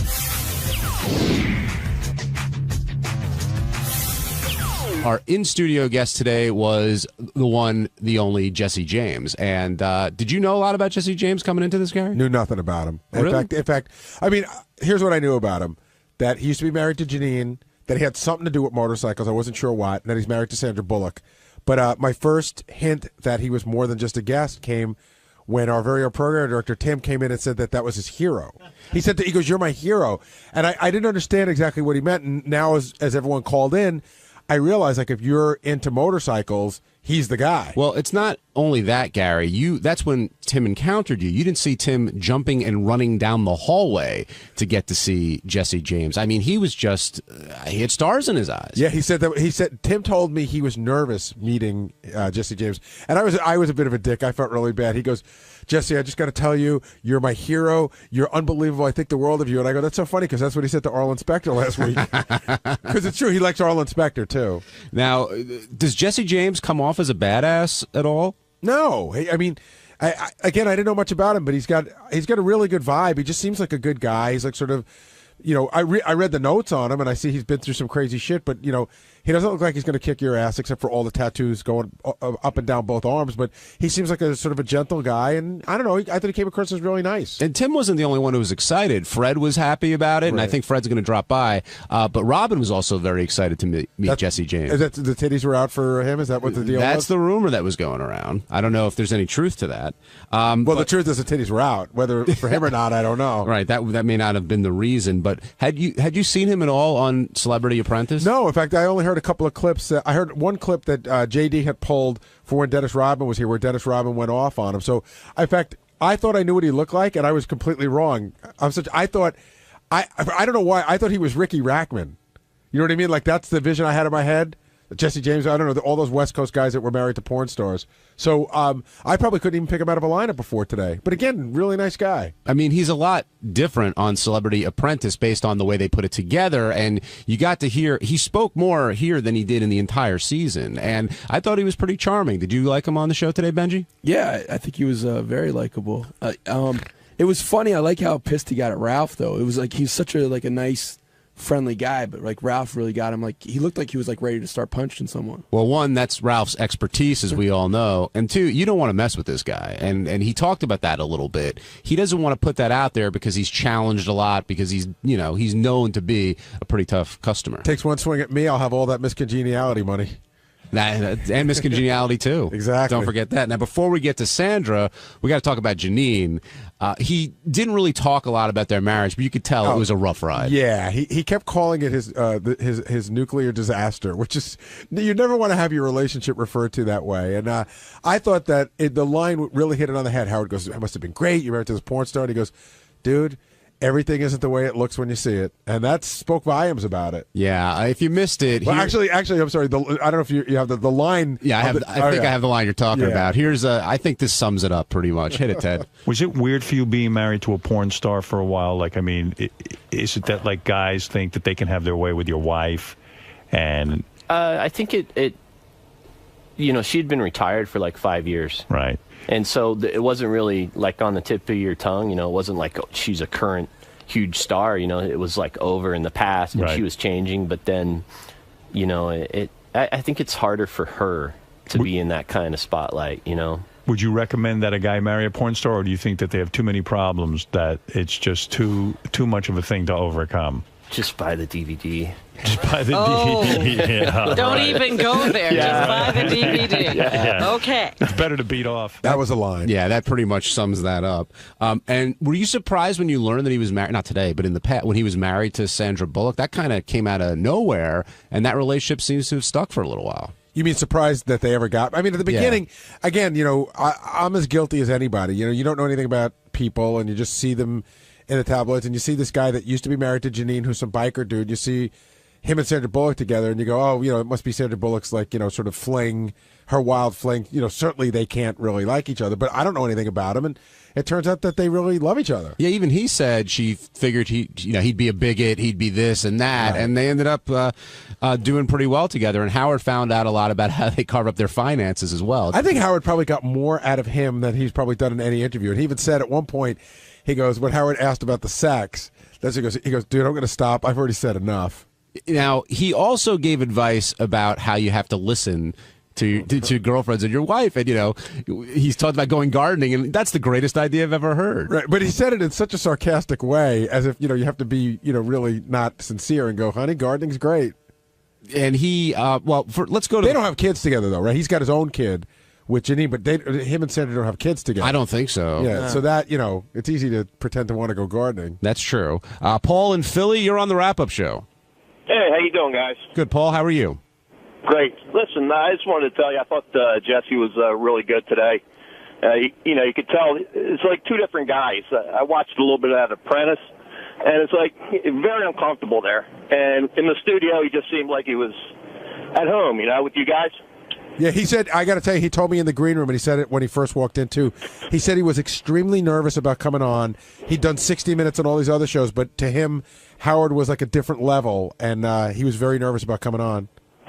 Yeah, it just seemed like, you know, he really hit it off with you guys. He was really happy to be there, you know? Yeah, good guy. Good guy. Do you think people can appreciate a guy like Jesse James because of what he does? I think initially you hear, oh, he makes bikes, and, you know, he's a so he just makes bikes. You know what I mean? Like, you know, again, I don't know much about motorcycles, and this much what I'm about to say I learned from Fred. Fred will talk in a minute because he just showed up. But I didn't realize that to me a motorcycle is a motorcycle, and that there are guys who make motorcycles that's like a piece of art if you're into motorcycles. It really is. I mean, it's one of the few things that you can buy. I mean, when he was talking, he said the most expensive motorcycle that he made was $300,000. When you think about a handcrafted, personalized motor vehicle for you, that's a bargain. I mean, if you can afford $300,000.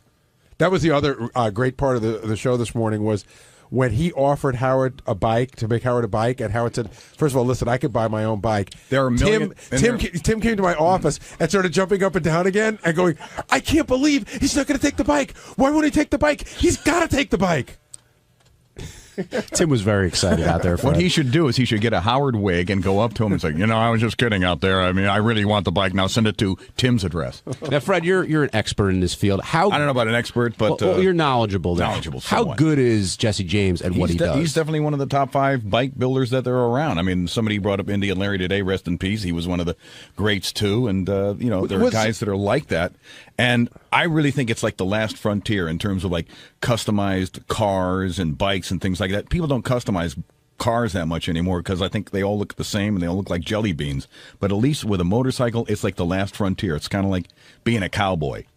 Now, that Orange County Choppers, are those guys just an interesting show, or are they really good motorcycle makers? You know what? The jury's out on them. The real aficionados of bike building, they poo-poo them. And I'm one of the few people that doesn't, because I think anybody that brings bikes into the collective consciousness of the United States and makes them more acceptable and makes them appealing to the masses.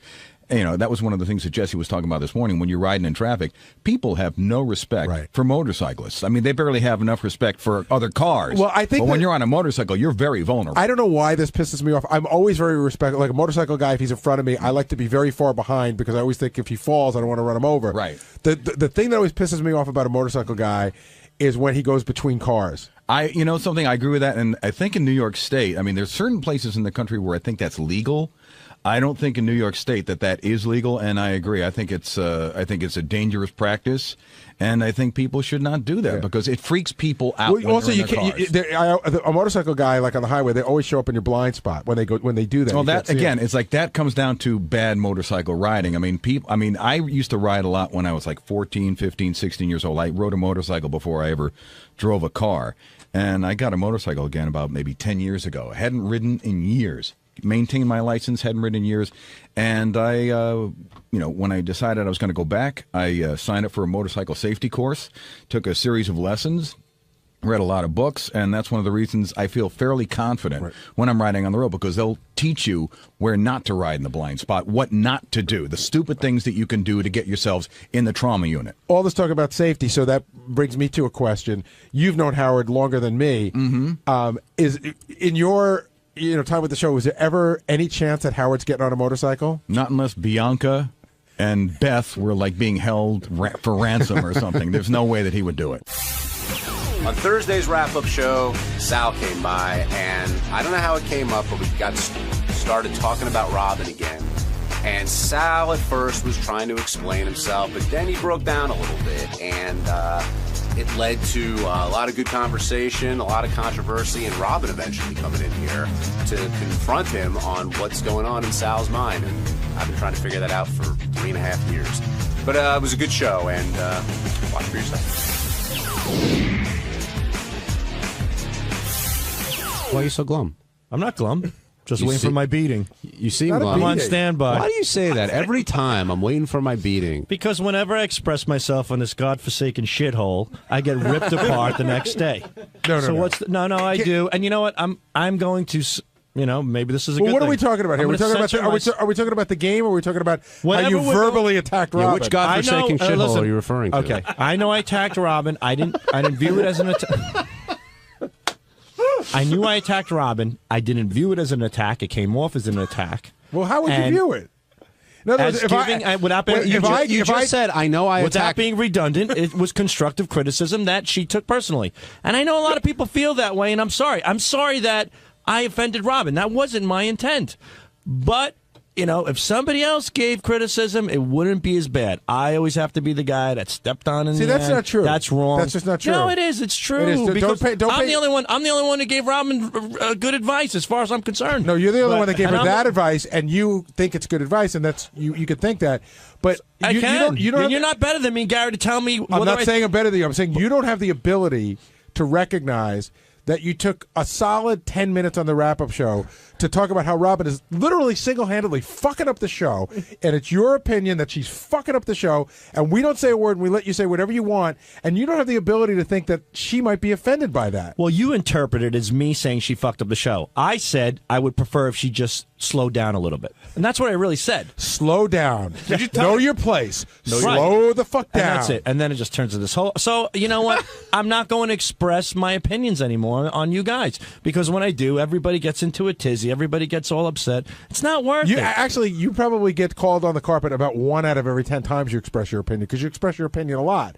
But seriously, when you were talking, did it not hit you in the head that Robin might not appreciate that? I lost a little. Were you surprised when Robin grabbed you in the hallway? I lost a little sleep the night before. Did she just? It started hitting me like, oh boy, I wonder how she's going to interpret this. I hope I didn't. I felt bad about it. I thought it was a But little. why would you feel bad? It's just I an was opinion. a little harsh, but it's an because- opinion. but It wasn't this- an attack. It was tough love. Right, like when you said that Howard's tongue had Robin's feet mark on it, like was that? It's got a Reebok mark. Well, Right, that- Reebok mark. Sometimes you have to paint the picture to get your point across, and I felt at that moment that was the case. And I have no ill will towards Robin. She told me to fuck off. God bless her. Whatever Sal, she wants. I'm sorry to interrupt you, but what happened? She just grabbed you in the kitchen and said "fuck off"? She was in the kitchen. Or did I'm you say something to her first?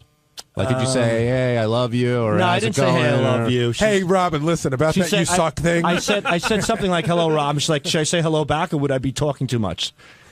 And and you go, "Really? What do you mean?" And I said, "Really? What do you mean?" I really did. And Just in she's case. like, and she goes, "Sal." I'm like, "Robin, as soon as I said that, and I do, and I said it on the show too." She goes, "Love you, schmuff. You don't start with that bullshit. Just because you have," and she really laced into me. She's like, "Just because you have problems at home and blah, blah, blah, and you have the ability to stand up to your wife and you have issues with women, you think you could take it out on me?" I'm like, "No, it's not. That's not the case at all." I go, "Robin, that's not the case." I go, "I just want to let you know that in certain circumstances, I think you chime." And she's like, "Fuck off." And she turned around with her cup of celery juice that's going to go up her ass in the next 5 minutes. And I said, "Robin, I go, let me." She goes, "Take another step. I'm throwing this in your face." And I'm like, "Whoa," and that was it. And you know what the greatest part is? I feel the thing is, I really feel bad. I don't like to have tension between people, especially your coworkers and your friends. I feel bad about it, but it bothers me. Like I don't know. Like I expressed how I felt, but it's not worth it. I don't think you expressed it in a way that somebody would like. You thought it was constructive, but it really did come across as a bit of an attack. And my favorite part, by the way, is how you made a point of telling us that day, "I'm not going to be one of those fucking assholes that says, 'I love you, Robin, but,'" and all you've ever said, starting every sentence, including when you saw her in there, was, "I love you." Yeah, that's true. But I said that I'm not going to be an asshole that says, "I love you, but," because I really do love her. Like, I'm not going to be a liar. That's what I meant. Like, after, on the show every I'll take day. 500 shares of Logistics, please. You need a decipher from like the Da Vinci Code to figure out what Sal means when he says shit. When you get caught in a conversation with Sal, I do understand why he was so successful at selling stock, because he really tells you. Like sometimes I would walk out of there confused. Well, that's because he says three different opinions that often contradict each other in But one they're not. statement. I said what I meant. What? And Robin walks all over Howard? That I care about Robin, but I felt lately she's been chiming in too much, and I meant that. And I expressed it in maybe in a harsh way that she took offense to it, and I'm sorry that she took offense. Can I because just I don't like I don't like the tension. I do like Robin, and I think she's great at what Assuming she your does. criticism comes from a sincere place, did it ever occur to you that maybe a 25-year broadcasting veteran didn't want to hear the opinion of a stockbroker? More like a 30-year veteran. Robin's been on there for like 30 years. A wise man learns from a fool. A fool learns from no one. What? It's exactly what I said. If you guys can't interpret that, a wise man learns from a fool, and a fool learns from no one. So that means there's always something you can learn, whether God. No, what it means is a fool has the inability to learn nothing, but a wise man should listen to the fool. Yeah, you can learn from a fool's mistakes. You can learn from a fool and a fool's actions. But there's always advice to be given. So who are you in the scenario? Who are you? Unfortunately, I'm the fool because Robin has the experience. So I'm putting Robin on the pedestal here.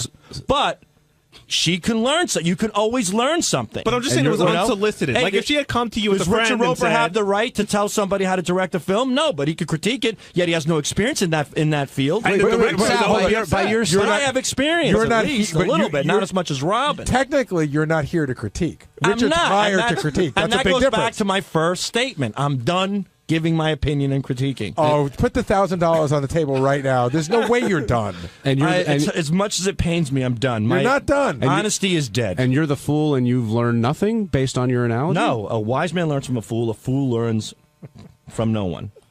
So who have you learned from? I've learned to keep my mouth shut. I've learned from this fool myself, I guess. Jack in Long Island, you're on the wrap-up show. Yeah, I think that's an Aesop fable or something. Look it up. It's on Google. Yeah, hi. I'd like to talk to Sal about what's going on with him. Oh, this is Ronnie Mund.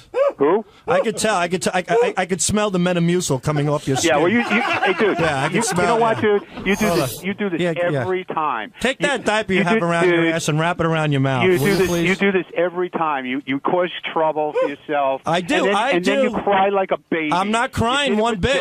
Jeff, I'm just learning Howard. my lesson. Now you did it with Robin. Then I didn't do anything with Robin. Like a little baby. Ronnie, I'm not being a baby Jack, here. I'm learning, Ronnie, like that I shouldn't baby, express myself because you get in trouble. Baby, man, you don't quit. Baby, just the opposite of a very, very old person. Go lock yourself is in this your Jack? room, like I told you a I'm long sorry, time Jack. ago. Go lock yourself in a room there. Ronnie, I'm sorry, Ronnie, that you have to ride my coattails for attention, but your point is I am not riding your your point is coattails just for attention. worthless. It's just No, stupid. my point is so right. No, it's not Because right. you do this I every expressed time. myself about Robin. Robin got upset. I'm upset that she's Who the upset. It's hell not. are you? Who It's are not you? worth it. Who are you to express yourself about Robin? And who are you to tell me what I should and should not do? Because you don't. You're hired here to be a writer. And you're hired to be a Howard's driver, so Right, shut the fuck up and drive. I do. What are you man. doing calling in on a show? I'm waiting for him. I'm busy. All right, so wait. Whoa, settle down, everybody. Jesus Christ, this guy. Hold on, Stupid Sal. asshole. Wait a second. You're a stupid asshole. Now, Jack, doesn't Sal have the right to express his opinion? No, not. Why should he? Who is he? I mean, Nobody. if he's asked a question, he's simply answering it. Nobody asked him to make it give opinion on Robin, whether she should talk more or talk less. Who is he? He's nobody. Robin's All right, here. Hold off on the break. Robin's here. Rob, Benji, can you come right here, Robin? So, I'm in the hall and people just keep telling me stuff about Sal saying various things. Why is this still going on? Well, didn't you have your say? I said heard I felt bad. No, he's not. He hasn't been degrading you. What he's saying No, is but he said he was delivering a communication. I got it. he doesn't. We were asking him how he could go off for 20 minutes and give his opinion. I put in quotation marks, and I said, "Did you not think that it might come back to bite you?" And he goes, "No, not really. I really." Well, when somebody said Sal didn't understand, I said he could stop there. He doesn't have to put anything after that sentence. Sal doesn't understand anything. That's true.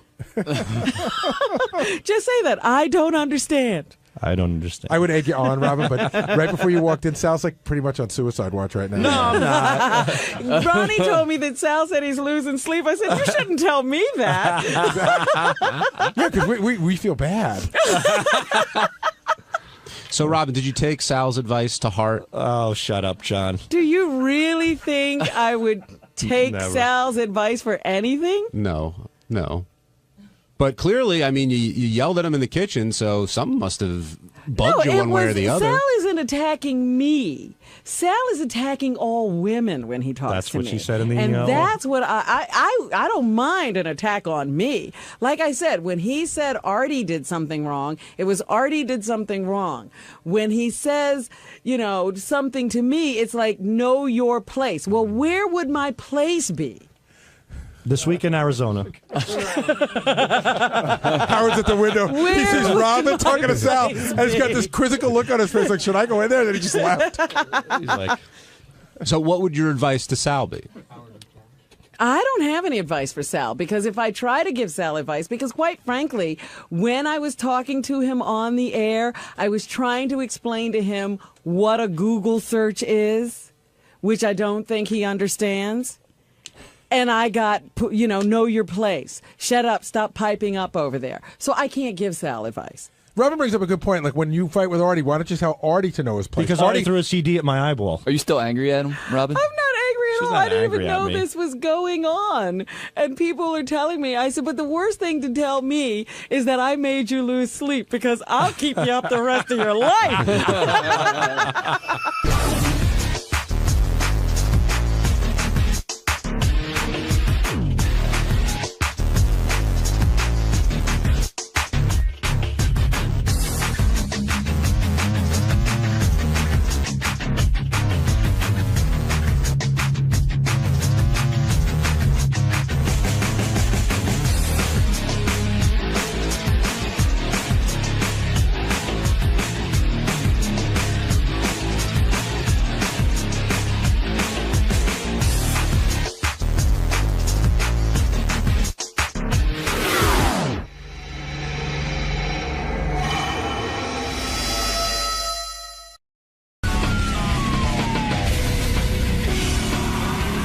kind of a cool show happening today. Jimmy Kimmel, who I saw this weekend, by the way. We were hanging out. Oh, yeah? Yeah, Jimmy and his cousin Sal. He's dating his cousin Sal. Yeah. No, Sarah. Well, you know, I did have some alone time with Jimmy. Yeah. And I got to ask him about, you know, Sarah Silverman. Did he open up? He opened up, but, you know, when a guy opens up to you in private, this is the problem with me associating with people outside of the show. You know, they kind of give you they preface their statements by saying, look, this is some stuff I'm going to talk to you about. It's embargoed. And all I'll tell you about that, I'm embargoed. But I'll ask him about it on the air, and we'll see how clean he comes. But yeah, but you know what? Do you really care more about Jimmy than the show? Fuck him over. Really? Well, let's do yeah, it. That's anyway, right. I am a man of my word. Are you ever going to get better information out of him? Yeah. But I got to tell you something. This is how bad I am with people. This is another story of how bad I am. Jimmy began to open up to me about him and Sarah and, you know, what was going on. And was really open, huh? And then afterwards, like Beth said to me, well, what did Jimmy say? I said, I don't know. You had no idea? You didn't even listen? You blanked out? I think I listened, but I didn't understand what he was saying. It didn't make any sense to me. I think the only reason you listen to me in those situations is because you're so fascinated how fucked up I am. Heroin is like something. He's really fascinated about interpersonal relationships. Yeah, but I think maybe it's boring to him now. I listen to you because we're on the air together. Oh, that's why. I can. So in a year and a half, I should stop calling. If Jimmy talked to me on the air, I would understand everything. Right. And you'd question him. You know, you don't even ask questions. No, I meant even personally. I did, Robin. Even when I call you, you listen. Yeah. But I even said to Jimmy, I said, I don't understand what you say. In other words, okay, you guys broke up and you're explaining it, but you don't get it. I still don't know. I don't even know that you really told me anything here. I don't understand. And then he started again to tell me stuff. And maybe he was just being guarded or whatever. But I have I've had that experience where people are saying a lot of words, but I don't understand anything they're saying. Yeah, I mean, I'm telling you. They're usually foreign people. I swear to you, I am as in the dark as before. And the only thing I know is what Jimmy has said publicly, that she broke up with him. So basically, you are saying everything you know on the show, so that's good. Yeah, I am. I mean, I could tell you everything he said, but it doesn't make any sense. So, you know, he'll come in here, and whatever he's comfortable talking about, we'll He probably isn't comfortable talking about any of it. Probably not. On the air. No. All right, Jimmy Kimmel's here, man. Old friend of the show. We got a lot of old friends here. We don't have no new friends. We got only old friends. What the fuck? Kind of like you. Yeah, exactly. Fuck you. Come on in. Jimmy. Hey, what's happening? How you doing, man? Good, thanks. I thought you were going to come to my hotel room and wake me up there. I wish. At this thing. So what brings you down to the show today? What do you think brings me down to the show? What are you talking about? Oh, I have a lot of important things to talk about on the show. Gary's penis. What you're talking about right now? Yeah. No, I had a similar thing done to my penis, so I feel like I can add a lot to the conversation. You're going to share your experience with us today about that? I'll help make men in their cars crouch over throughout the morning today. All right, Jimmy Kimmel's here. Bring in Jimmy. Jimmy, you gained weight. No, that's Artie. There's Jimmy. Jimmy's actually lost weight. Look at Jimmy. Jimmy's thinner. Good to see you. Artie's thinner too. Hey, James. Hello, Howard. I can't hear anything in my headphones, but my cans. Host of Jimmy Kimmel Live. Don't act like you haven't seen Howard. We heard you spent the weekend together. Yeah, we made love. I thought that was going to be our secret. No, that wasn't a secret. It's just, you know what it is? What? When I hang out with Jimmy, I feel kind of like I disappoint him. What? Why? Because when I'm not on the radio, I'm not a whole lot of fun, and I'm actually kind of quiet and not all that witty. And I think Jimmy kind of worships me a little bit. Are you fishing for compliments? No. Jimmy, I'm being serious. Jimmy, welcome to the show, Jim. Jimmy looks up to me. That's true. That is true. And so you expect that he expects something. Like, I had Jimmy's stories, like when he was in high school, he listened to me, or someone sent him a tape and he wanted to go into radio. I don't know what the whole thing is, but They're not like is this your way of saying you want Fred to play music and for me to go on? No, it's him saying he wants Ralph to play music. It's always awkward because I know, probably Jimmy's expecting this great guy to hang out with him, and I'm really not a lot of fun, as Beth will tell you. I disagree. We did have a lot of fun, and I have a lot of fun. I'm not. What do you think I'm expecting? I'm not expecting Robin Williams bouncing off the wall. That would be annoying. But I know, like, you like to sit and like Jimmy came out to see me, so it was like. Then I feel obligated that we should be together. Yeah, well, that is one of the things when you go visit when somebody. When you visit someone, they actually are supposed to be with you. You should do the Great Gatsby. You should just never show up. Well, after Jimmy left, I said to Beth, I said Jimmy's a great guy. Everyone knows I love Jimmy. I think Jimmy's a really together great guy. Together? Yeah, he's got it pretty together. Robin. Yeah, he is pretty together. Robin, you're sitting on a pot of coffee. How dare you judge? Well, nobody said I was together. I really like Jimmy. No one could be an easier house guest. I even like his cousin Sal. He's an easy house guest? I am. Sal, yeah, because Sal is like that wall. He doesn't say anything. He stands there. Like a potted plant. He was nervous. He's not usually like that. But I said you give Sal a sports sticker. He's fine for I said to Beth afterwards. I said, Jimmy coming out to the house makes me realize I don't think I want people coming out to the house. So she goes, good, thanks, Jim. This is positive. She said, why? She goes, no one could be easier than Jimmy. Like, Jimmy's so great. I said, that's right. And the fact of the matter is... Everybody else is a pain in the butt? No. I said, even I can't handle that because I couldn't even sleep when Jimmy was over because it was like...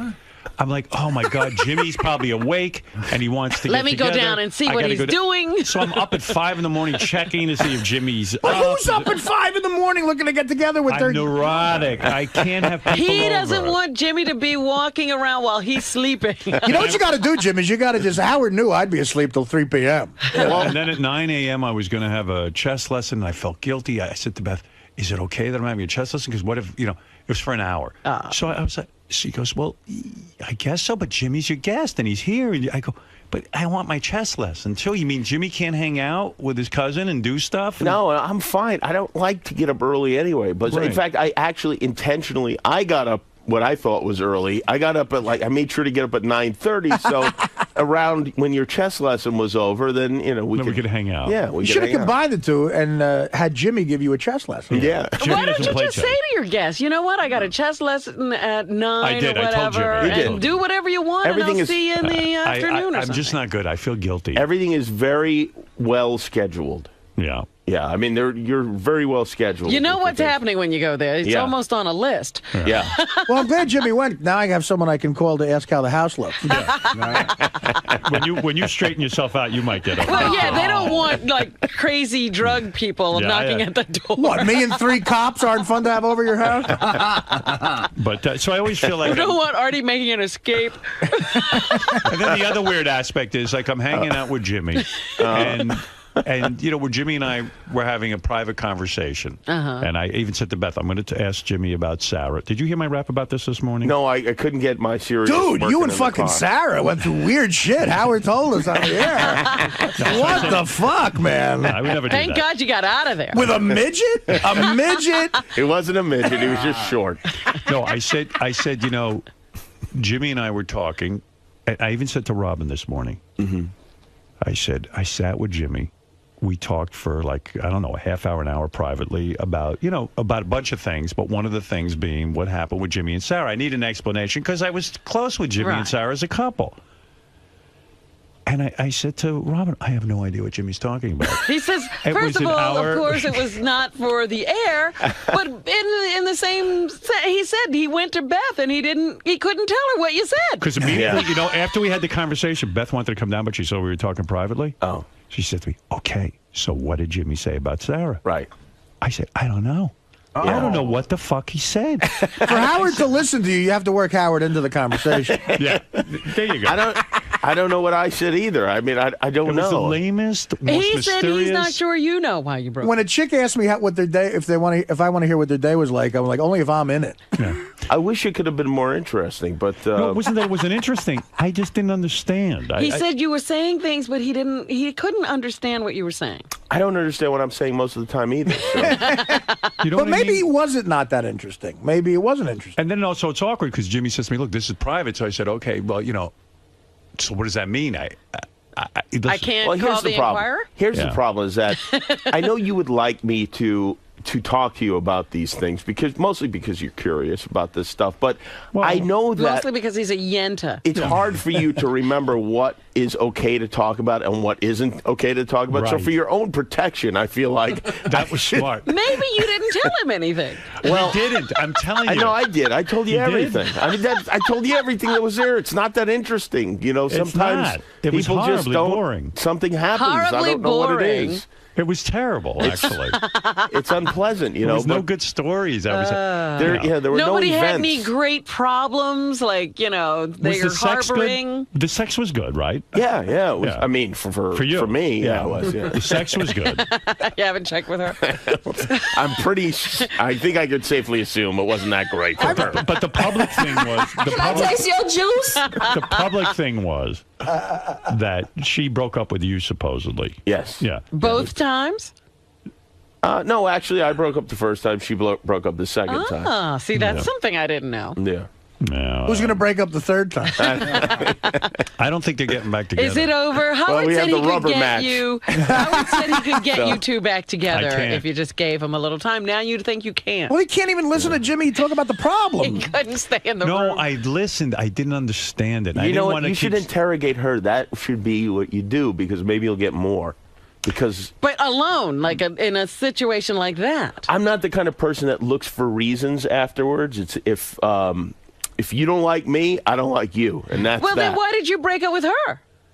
Oh, I don't even know. I just felt just depressed, and just felt like that was something that I felt like that was the reason why I was depressed, and then I became even more depressed After you broke up.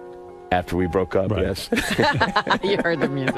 I know. What's the music? You know, Fred, you kill it with the music. He does. He does. I could have. I was almost on the hook. Yeah, I almost started crying. Wait, I missed it. What did you say? I asked, so he broke up with Sarah the first time. Yeah, so you're getting more out of him than I did. Ugh, you needed me I told there. you that. I know. I did. Well, now that Howard's listening because it's on the air. No, I listened. I really did listen. And he I said could tell he- you, I could tell you everything he said Wait a because he minute. didn't say anything. I'm Yeah. going to tell you what he just said. Yeah. So he was suffering a depression. Right. He decided it was the relationship that was depressing him. He didn't tell me that. He broke up, and then he got more depressed. Do you so understand- that's You why missed he, it. More or You less. missed it. Yeah. More or less. Do you understand how bad that sounds? Like men want to have the perfect woman, and in a sense, Sarah is beautiful, and she's funny, Talented, she's smart, funny. Oh, my great God. conversationalist, and we still get bored. This is what happens. It's not even bored, really. But you're right, though. Yeah, it is. It's troubling because you think, oh, if I can't stay in a relationship with this person for a long time, Right, that's- Then there I isn't can't do anyone. it, Yeah, right. And that's what starts to depress you. yeah, You know? exactly. And it's starting again right now. Is it that you think the two of you are just not in love with each other anymore? Like the love left? Well, they Yeah. were in love at your Yeah. wedding. You guys were all over each other at the wedding. Holy Christ, I had to make out with my shitty food. I mean, you really were. And But- it was, so yeah. I guess at some point the two of you just realized, like, yeah, we like each other, but we're not in love with each other. I guess so. Yeah. Yeah. She decided that. Oh, she decided. That was funny You're at the in love- wedding. You're in love with her. No, I'm not. I told you. were. Yes, but when it's over for me, it's over. You close Yeah. the door. I close the door. Right. Sometimes I you put my open the penis door- through the keyhole. Yeah, but you open the door. If he opens the door, he'll be in love again. You close the door, but you open the door again. Let's put it this way: when the door's closed on me, the door is closed. Right. Yeah, but When I Jim, close the door. Jim, for every door that closes, one opens. You're right. You're right. And the one you better So open are is you, the heroin are you door. on a tear now? Oh yeah, I'm on a real tear. He's fucking all of Hollywood. He's having sex with cousin Sal. Let me tell you what I did last night. He's having homosexual incest. I went to dinner with my friends Alex and Martha Wallow, who listen to the show, and Oh, yeah. had a huge steak. and then almost was pretending to make conversation outside the restaurant where I was almost certain I was going to shit my pants. And then I got in the cab and desperately tried not to shit my pants, and then thought it might be funnier for the show tomorrow if I did shit my pants. Who cares about shitting in a cab? You've never done that? You mean you had a big steak? Yes, and immediately it became an angry ball of shit. Jim, you're not a New Yorker. Sometimes you shit in a cab just to make it smell better. And then you wanted to take a shit. And why didn't you do it at the restaurant? Or are you too embarrassed? Oh no, not at the restaurant. Plus, everyone knows I come out sweating. I have to take off most of my clothes. So then I get upstairs, and I know this is going to happen because there's a nightmare happening. Is that my cousin Sal has the key to the room in his pocket, and there's no way he's just flipping the door open and letting me run right through. Did you tell Sal you had a shit? Oh, I told him I had to shit, and I realized that was a terrible mistake. Wait a minute, you don't have your own room? You and Sal are in the same room? Yes. What the fuck are you talking about? This is getting worse. Sal's on the show. They didn't get him. Well, they didn't, They didn't fly him here. They tell you can bring somebody out with you, Jim, that is fucked. What are you doing? Well, the truth is I brought two people. I brought Jill Lederman, our producer, so she had a room, and then Sal and I stayed. We don't mind. We like staying in the same room. Holy mackerel. You really aren't in show business. I guess not. Really? Jim, they used to get everybody at Mad TV their own room. I'm not on Mad TV. Yeah, well, actually, Nightline, they've got 4 people in a room there. Martin Bashir has like 17 people living in a room with him. Hey, would you? So did he get the key open in time and you took your shit? He did, but there was some torment time where he held the key up and showed it to me and waved it to me, and I was like, "Open that fucking door! Will you open that fucking door?" Or you're fired. We're gonna shit all over you. Don't make me shit in Jim Belushi's room again. That's right. Would you have Sarah on as a guest on your show? Not right now. I don't think. Eventually, maybe. Wow. Really? Is that interesting? Yeah, that is interesting. Not good enough. We're just really booked up. What are you talking about? Not good No, enough? it's not good because enough. she's doing every other show. She's busy. There's no openings at your show? You know what? We've got a lot of bookings right now. And no, I don't know. I just think it might be awkward, but it'd be fun. Might be more unpleasant than it would be worse. Sarah, there's a very funny stripper I met who's doing a set. Why would it be unpleasant? Well, why do you think? Because but she was, listen, when you were going out with her, yeah, she was on the show like every week. Well, not that much. I mean, a lot. She was like your brother Theodore. And now all of a sudden there's no presence of her like she was doing the. Well, it's not like people like, where is she? I mean, she was on maybe twice a year. I mean, it wasn't like. Is that true? Yeah. Oh, I didn't know that. I thought it was more. But she was on in the time that you two got back together. Yes, she was. Listen, I've been on 5 times, and twice when I was on, Sarah was on. Jimmy's going to hang out with us all morning. He's going to be here for a while. Ben Stiller is waiting in our green room. Oh, he is? Yeah, so what we'll do... What he's saying is a bigger star has now... No, Jimmy's hanging out, being part of the show. He'll be here during the Ben Stiller You interview. can sit there while Ben is... If Ben Stiller's sitting here and Adam Sandler comes in, we'll have Sandler. That's Jimmy's cousin, Sal. Oh, this is hey, the guy you everybody. spent Good guy. the weekend with? Yeah. Fantastic. He's a nice guy. I was a little worried about him, but he's a nice guy. Sounds very quiet, yeah. He's another Tom Cruise lover, this kid. Hey, Jimmy. Yeah. What's going on? Now, do you have to leave? I think I have to leave soon because I have to do Regis and Kelly. You're doing Regis and Kelly. Without Regis. Sans Regis. Yeah. And Sal, you're going over there, too? I'm going to head over there, yeah. Well, all right. He can stay if you want. I understand your cousin Sam's here. So am I saying goodbye to you? I don't want to hold you here. I think we have to leave, unfortunately. Sadly. Sal, good seeing you. It was nice spending time with you.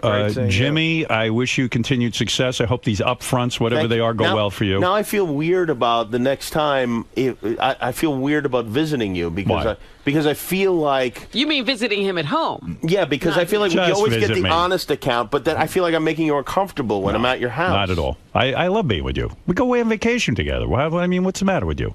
Well, I don't, because you said then you feel like you have to entertain me. You don't have to entertain me. Don't worry. I'm self-entertaining. Believe me, and so am I. Okay, good. How dare you? Look, I don't know what's going on in your romantic life. I'm sorry Is he dating? You didn't even find out for us. I would never ask. I don't know I'm what dating he's doing. Neil Patrick Harris. You're not the type of guy that we're not going to open up the tabloids and see you're dating like every woman in Hollywood. Now that you're free of Sarah and you're a single Definitely guy. not. You're not. You're not going to womanize. What are you going to do? You know, are I'm you not going like to that. a dating service? Are you? What are Yeah, you doing? I'm on, Millionaire matchmaker? I'm on that Ashley Madison. Well, he You're has on a Ashley certain- Madison. You only date married women. Yes, I'm only fucking married women. Well, Jimmy has a certain type. I think he's going to ask Elaine Boozler. And so the dating will begin. The dating will commence as soon as you get over Sarah. Theoretically, yes. I guess so. Yes. Excellent. We can't wait for that. Who will it be? Jennifer Love Hewitt? Well, who will the lucky lady Will be? you be picking up women on the show? Will you do that? Moon? No, I don't think so. I can't imagine that will happen. Who are your guests for the rest of the week when you get back to L.A.? We'll pick out one Well, for you. Ben Stiller. right, you I can't go out really with don't him. know who the guests are, to be honest with you. Do you fantasize that you'll be with another famous woman? I mean, Sarah was famous. Was that certainly. fun? I have decided never, ever to go out with another famous person. Is that true? Mm-hmm. Why? Unless they're really, really good looking. What? Kathleen Turner. Why? Yeah. Maybe another Because- hot Jewish comedian like a Whoopi There's Goldberg. nothing I hate more than being the subject of. I don't like being the subject of speculation. I don't like people being interested in my life like that. But aren't So you got into people, the right business. But aren't Yeah, people I know. going to always be interested in your life? Not nearly. It's exponential when it's two famous people. Nobody cares about who other like nobody cares about who Conan is dating. Right. Well, because Conan's married. Yeah, but nobody cared beforehand. Nobody cares that he's married. I either. think they would. Well, you're saying because she's not in the business, Right. is what you're saying. Right. Oh, I see. So when you're dating another famous I'm gonna person, try to be more like Conan. you're going to try and be like Conan O'Brien. Yes. That sounds like makes a lot of sense. You better to get me. better writers. But it is possible because you're in Hollywood and you meet the girls you meet are girls who come on your show who are in fact famous, and a lot of these. Actresses and stuff. I mean, it's hard to resist. I say it's You know not who I hard for see them to him with? resist. No. I think you ought to fix him up with Renee Zellweger. Oh, yeah. I could have fucked her on the set of The Bachelor. I Would let you her like off to the fuck hook. Renee Zellweger? No, I know she's no. That's Have not. you I'm met not her? interested in that. I have met her. You've had her on the show? I think so. Not attracted to Renee Zellweger? It has nothing to do with it. What would you never think about fucking her? No, really I don't? wouldn't. I wouldn't. I'm not interested. If I was single, I would fuck Renee Zellweger. I would. You could get her at Bridget Jones' Diary. I told you do I you don't want to go out fantasize- with anyone famous. But wait a second. You don't fantasize like maybe a night with Carmen Electra or nothing like that? That's not my thing. What do you mean, not your thing? Well, wait a minute. What about some supermodel? Explain No. that to me. What do you mean you can't take Carmen Electra? I need. I think there has to be some depth there for me. Oh, so supermodels are all stupid? So Sarah was so deep. I'll put it this way: Sarah would never do this. Carmen Electra. Look, I said Jimmy was deep. Carmen Electra was once asked on a talk show, "What's the one thing she couldn't live without?"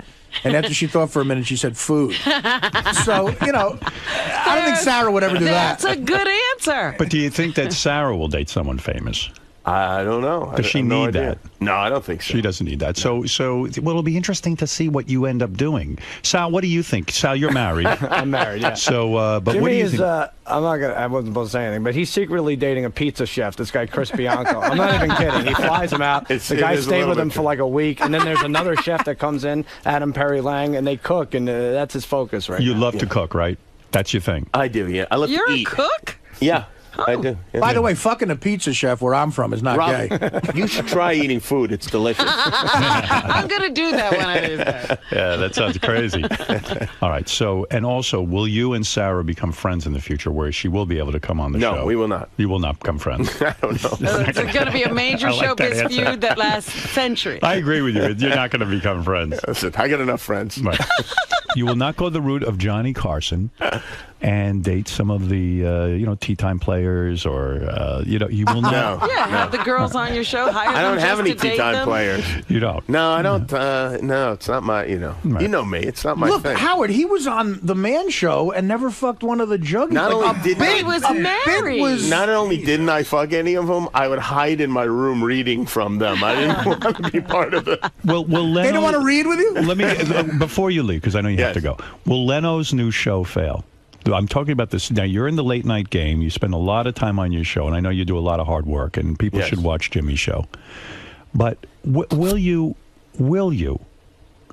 take a look at Leno's new show, and you've probably given this some evaluation. You probably even have research on this. Don't you think, this is what I think, Leno made the biggest mistake of his career, not staying in late-night television? I think it would have been safer to go to ABC. Yeah, for him to go to ABC at 11:30. Yes. But that would have been horrible for you. You wouldn't want him at 11:30. Not necessarily, because it would be a better lead-in than Nightline, and perhaps there would have been other networks that were interested in me. But you told me you would never follow Leno. That's right. You said you were going to leave. No, but I changed that eventually. Oh, did you? Oh, you did? Yeah. You thought it through. Yeah. You said, I'll go on at 12:30, Leno can go on at 11:30. Yes. You really would have gone ahead and done that? I don't believe you. I honestly would have. Absolutely. You would not have gone to another network? Let's say if... I would have considered What if Fox needed a late-night show? I would have considered it, yes. You would have? Yes. That would have been a good thing. Yeah. But now, Leno will die at 10 o'clock, won't he? It's the end. Do you ever envision a scenario where perhaps Leno could end up going back to the Tonight Show and they fire Conan? And then Conan, or whatever his name is, comes over to ABC. I don't know. I don't know about all of those things, but I could envision any of those things individually happening. Well, yes. how do you feel that Leno's going to do? Give us your prediction. I don't. You know what? I don't think it's going to be successful. I'll be honest with you, and I don't think it has anything to do with Jay. I think it has all to do with the local affiliates and their news, where they make all their money. And if the lead-in is not as strong, they're going to scream and yell and demand something, and it's going to be a mess. This Leno move could be the end of all television, is what you're saying, right? This could actually end television as we think Let's about hope it. So we should start Twittering more. Will Jay take Stuttering John? Yes, Jay will definitely take Stuttering John, and I believe that Jay has told Stuttering John, and Stuttering John just isn't saying because they want to keep it all a secret. You think it's that big a deal? Wow. Why I think can't John Jay think it's that big a deal. Really? Do you think if Leno gets into real trouble, he'll divorce Mavis and date Sarah Silverman? That would be a surprise. She was lucky for you, maybe. If Leno gets divorced, he'll try to steal Beth. My prediction is Leno will do poorly. I believe it will not last long.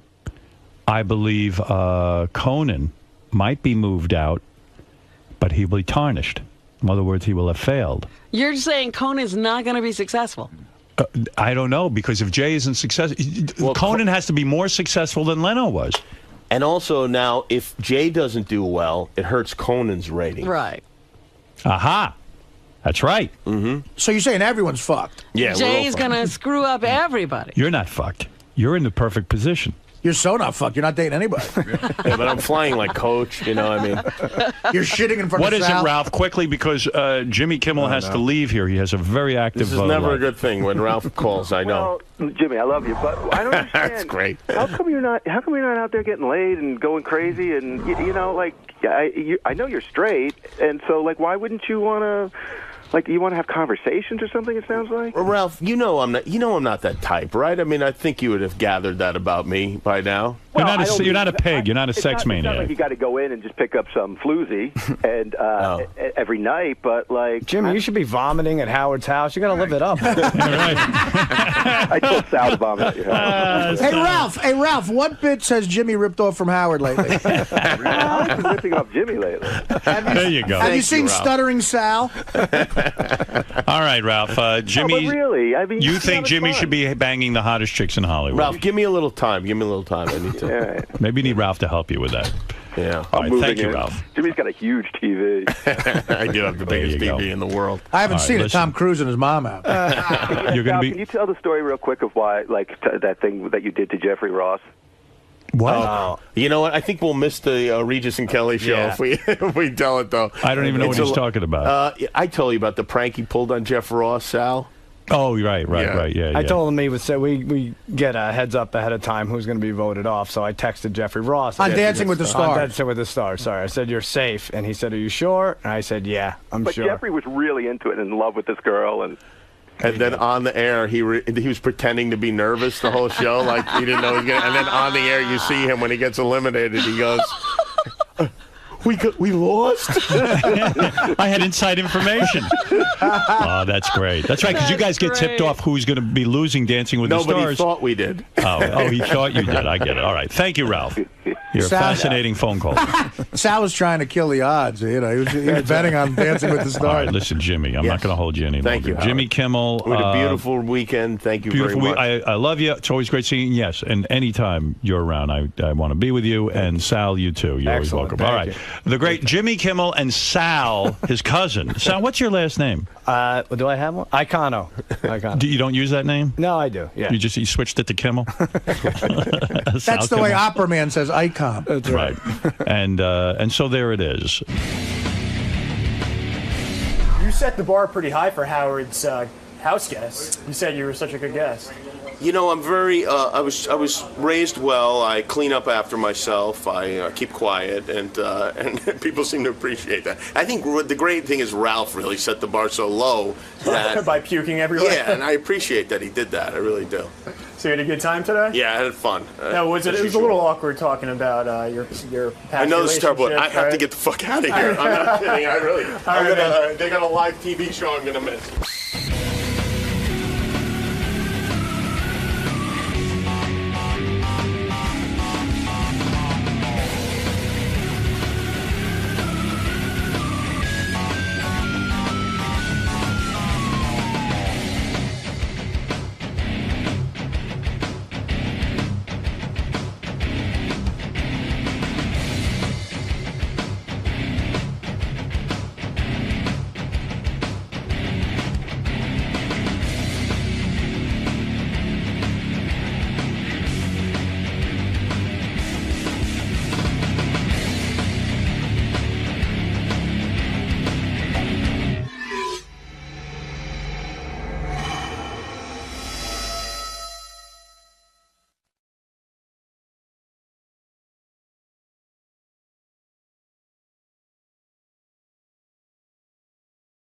I really am. Nah, I kind of am. I'm kind of done. I mean, I love it here, and I love doing the radio show and all that stuff. But I think after a year and a half more worth of shows, it's time for me to sing my swan song. You know, and some things are starting to bother me, and I don't want it to get ugly. Oh. You know what I mean? There are things around here that are bothering me. I see. And I'm not the type that complains to people, so I just let it brew inside of me, and then I just leave. But, I don't know. Stuff bothers me. Stuff bothers me all the time, but I don't know. It's enough already of me. Well, David Hinckley just had to change his article. Yeah, well, I don't know. You know, it's like Jimmy said to me over the week. He says, "You got to stay. You know, it's so great. The show's never been better. Blah blah blah blah. You guys work so well together." I said, "Yeah." I said, "We do." I said, "We're good at this, but how much longer can you keep doing this thing?" Well, here's a rap that everybody gives me, and so I'll ask you now. You'll be fine doing nothing. Everyone says, "Can Howard get?" You know, people go, "Howard, I know his personality. I listen to him. He's a personality. Can he stay home and do nothing?" Well, he won't. Doesn't have to do nothing. You know. No, there are things I could do. I could straighten the pillows. I have to have a meeting. I have meetings about everything. You know. I guess I am the. I am the leader of the show, so I meet about everything. My meeting today is with Gary, Laura, my assistant, and Tracy. Because something set me off. Carol Leifer, who was our guest the other week, sent me a box of chocolate. So, I get a list of things that were sent in. So now probably that's a week old or something, or I don't know how many days old. It came in last Wednesday. Last Wednesday. So I got word today. So, I got to put a system in place where somebody back there goes, "Oh, Carol Leifer was a guest. She sent Howard a personal note and a gift. It should go right over to Howard." Right. In other words, we're not going to go through the usual system of putting... someone's got to be... A week later, it'll show up at Howard's desk. Somebody's got to be a little bit on top of that so that I can get and then I want to figure out how I can get a note to Carol Leifer real quick, a personal note. Like maybe I dictate it to either Tracy or Laura, and they, I don't know if any of them, Laura takes dictation. I can just go, "Hey, Carol, thanks so much. You were great." And then right away, it gets acknowledged that we got her box of chocolates. Because that's really nice of her to do. Doesn't fall into the black hole of, wow, I wonder if my gift got there. Yeah. So then I called Laura last night. I said, "How do we get this done?" I said, "Let's have a conference call. Because if I don't conduct it, it'll never get done because no one takes it seriously." Well, we would unless take I that. do. See, we would take that seriously. Yeah, but Without you. We Gary, really how would. many years we've been doing this? 20-something years. Right, but we have a Nobody can figure out that, like, when Carol Leifer sends something, that I should know about it pretty quickly. I mean, who wants a box of chocolates sitting around for a week anyway? It wasn't a week. Howard, it hasn't been a week. You knew yesterday. It got here late Wednesday afternoon, and you knew yesterday. That is some time, but it's not a week. I don't know. And then, like, it's sitting in your office. And, like, who opens the mail? You? No, Tracy opens the mail. Right. She logs Tracy every. says you get the box of chocolates. No, that's not true. That's what she said. Tracy opens up all the mail. Yeah. She logs it in. So it's, Carol Leifer sent this, Right. and then everything comes through me just so I could see it, because some things I put in your bag that day. Right. Some things I just need to know that you're getting, even if you don't take them. I need to know that somebody sent you a screener, whether you saw it or not. Okay. I need to know that a book came, so when they call, I can say, yeah, we saw the book. See, I know I'm going to have a meeting today, and I'm never going to get to the bottom of this. I'm already zoning out. having the meeting, yeah. I'm already zoning out.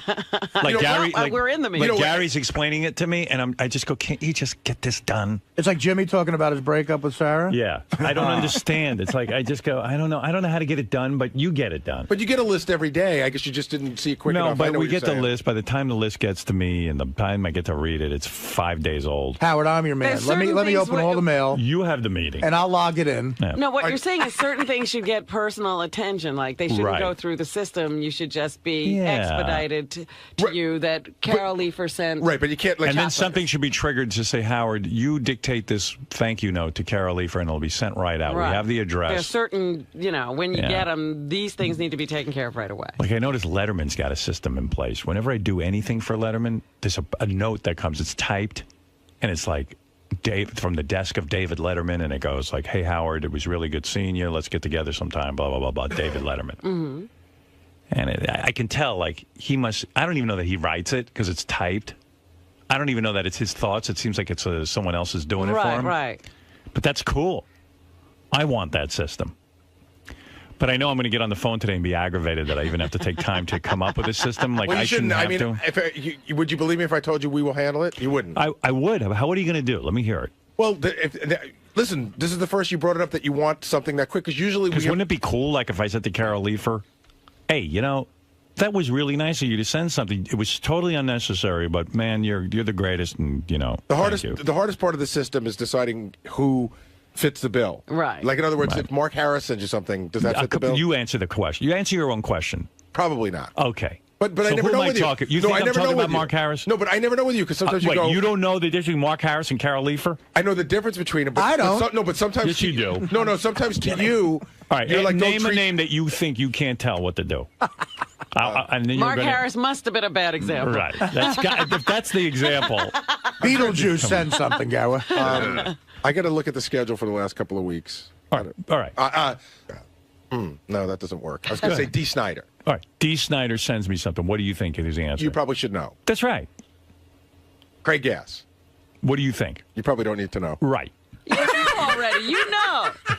Now it's getting embarrassing. Wait, this is an embarrassing game, isn't it? Well, I didn't want to have the meeting off the air, but this is what happened. This is getting embarrassing. Oh my God! Go ahead. Craig Gass is on top of the Chrysler Craig Gass building. would send me something. It would be in the list, and then I could respond to First it. of all, I know Craig Gass. He ain't sending you something. You don't need to know immediately. Thank you. Yeah, I don't need to know Well, that he day. was just about to. Now he just put it down. See, Right. So, like Jimmy Kimmel, obviously, yes. right, and then I want someone to say to me, "Okay, do you have a note you want us to send Jimmy?" And I'll just say, "Here's." All right, here's a better example.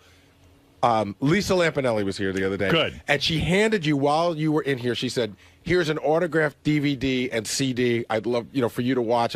But it's in her mind, it's a gift. Okay. What do you think the answer is on that one? Probably not. Right. See, you already know. You know the answer to this. Yeah, but Robin, here's the point, and you know this because you've seen me for 25 years. I know till I don't know. And then when I don't know, Right. I'm the biggest dick in the but world. even if you get it 99% of the time right, meaningless. you're helping me. Fucking No, you're meaningless. helping me. No, because 1% will be the first 3 hours of the show. Right, Gary's got a point. No, listen. Okay. Be honest. Lisa Lampanelli is a great girl, but she gives me a DVD. Okay. I mean, I'm talking about. Okay, Lisa. If this is for Lisa Renna. Go ahead. Sends you her book. Go ahead. Hey Howard, it's with a note. Howard, you're great. I think she sent the note something like, I couldn't wait for you to have this book. I think you're going to love it. Okay. Is that a gift or a promotional item? What's your answer? What do you think? I think it's a promotional item, but she sees it as a gift. We know that. And you'll put that on the list, and if I want to write to Lisa Rinna, I'll write to Lisa Rinna. Even though she sent you a personal note? Exactly. Okay.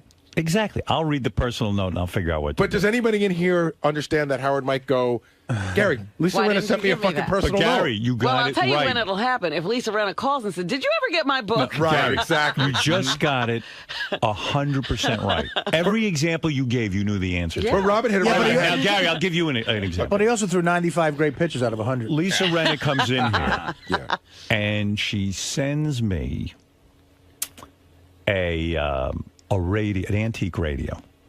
That's a yes. Ah. Okay, I got one for you. Okay. I go. Fran Drescher used to come in all the time. And Go then ahead. after she came in, I'm going to send you a gift. And she would send you those fucking croutons. The pasta and the croutons. Right. It's a gift. Howard, I am sending you croutons because you're a good guy. Okay. What do you think? I think no. Exactly.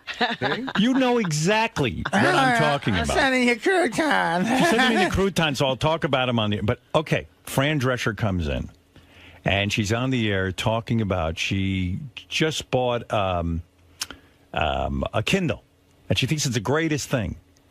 So then you get a personal note in the mail from Fran Drescher, and it says, "Howard, I love being on the show. I want you to try a Kindle. I went out and got you one." That's a yes. That's a resounding yes. Here's so one. There you go. I got one for you. Go ahead. Okay, this is a tough one, but go ahead. Remember, I bet you it's not tough. Okay, remember the comedian Bobby Slayton? I remember Bobby. Bobby's wife owns a kids' clothing store. Right. Right. He sends you a box of clothes for your kids. Go ahead. So the answer. What do you think? Well, now it's tough. Tell me what you think. The answer is it's a yes, gift wise, but does Bobby make the cut celebrity wise? Now think about it. He's promoting his wife's clothing line. But it's still a big do you box. think there's a real rush for me to get to Bobby Slayton on that one? Yeah, but I'm sure your daughter's favorite designer is Norma Slayton. Yeah, exactly. Come on, Gary. What do you think? That can wait. Teddy Slayton. In other words, I'll get a note out to the guy, but you know. All right, but that's a tough one because he is a celebrity and it was a box of clothes. Right. You know what? That box of clothes is going to end up in a garbage. Let me tell you something. There's two things I'm that going are to give it iffy. to charity, which is 99% of what I do around So here. I'm gauging the level of the celebrity and the quality of the gift. The only one you got wrong so far is Carol Leifer's chocolates. That's it. Which started this. The real one. There's two things. There's two things that are iffy: whether or not Bobby's a celebrity and whether or not those are clothes. Right. Gary, you missed one very important aspect. If Howard was single, you give him anything Lisa Rinna said. Right. Tracy. Oh, when I was single, it was terrible. And Gary and I had meetings about that. It was so embarrassing. so uncomfortable, Howard. Really? When I was single and there was a hot chick on the show and I wanted to go out with her, I would somehow say on the air, "Hey, yeah, you know, you should get me your number." And then That's a good code. Then Gary would walk in and I go, "Gary, did you get the number from her?" And he goes, "You wanted me to get the number?" I missed the signal on one very important person. Yeah, he missed a lot of signals. And Howard goes, because I remember Howard goes, "You got the number?" And I go, "You were serious? Because what the fuck is wrong with you?" But get the numbers. Like if Joe Girardi's steal sign was, look, steal. I felt bad too. Artie, you go in the green room and get a fucking number from somebody. No, look, listen. Teddy tried it for me a couple of times. It's embarrassing. But Howard, can I ask you one question? And the problem is, nobody's going to say no to giving you the number. Well, first of all, they're giving me the number, so that's already creepy. Yeah. But they're giving you nobody's the going to number. say no. You don't know whether they really, you don't know whether you're forcing these people to give you a number or not. I was too busy or lazy to date, so it was a perfect dating opportunity. Absolutely. If I you could took just full advantage. If I could do everything on the air, I was fine. It was like, wow, this is cool. I'm on the air. I met a nice, attractive girl. She said something about her phone number on the air after I badgered her. I have a phone number. Yeah, okay. Gary, did you get that? I have a phone, Howard. Do you own a phone, or are you a heroin addict whose mother took away their phone? Gary, Well, you don't want my number. Right. But Howard, let me ask you a question because I think the fans are interested in this. Yes. In that crazy time you said you had, sort of womanizing. Yeah. How many girls that were on this show did you bang? I don't That you know. met on the show? Not a lot. Okay. Like maybe under 5? Yes. All right. Right, Gary? I got 3 in my head right now. I'm telling you right now. And I got one in my head that you don't even know that I know. Let's double that number then. All right. It's like a drink. It's like a chick telling you her weight. I don't think there was a lot, honestly. Gary, I'm talking about that he met for the first time on the show. Well, there's one that jumps to mind for sure. There were a couple I'm thinking of I was working, but I never even got around to. Oh, yeah? Either they just didn't like me that way. That happens sometimes. Yeah, maybe he might be right. But there are three that I'm thinking of. Yeah. I don't know. And I'm not thinking that hard. I wonder what three you're thinking of.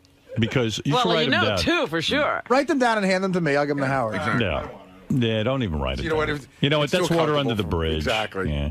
You're married. You're getting Why married. go back there? I'm happy. I do have a great wife. It was great last night. We love her. We watched it. You do? We do. People generally He's like her, acting or like are they he's in the afraid? marriage, too. You know what? Do you think there's anyone afraid to say they don't love her? No. Here's the Besides deal. Sal? But he's acting like he's in the marriage, too. We love her. But in a way, he is in the marriage. Hold on, in a way, I am, and I'm going to tell you why, Robin. Really? I'll tell you why I'm in the marriage in a strange way. He is. I have a friend who worked for a big celebrity for a long period of time, and then that celebrity got divorced, and his life was miserable. Okay. Because that celebrity was miserable. Okay. And his life was miserable. So I if see. Howard were not happy, You're we would all be miserable. fucking unhappy. So the fact that he's happy, I'm in a great marriage. So, Gary, Howard's pretty upset that it took so long for him to get the package, I guess, from Carol Leifer. And he wants to implement like a new system. Have you figured out what you're going to do exactly? Yeah, Tracy and I spoke about it. The truth is there is a system in place.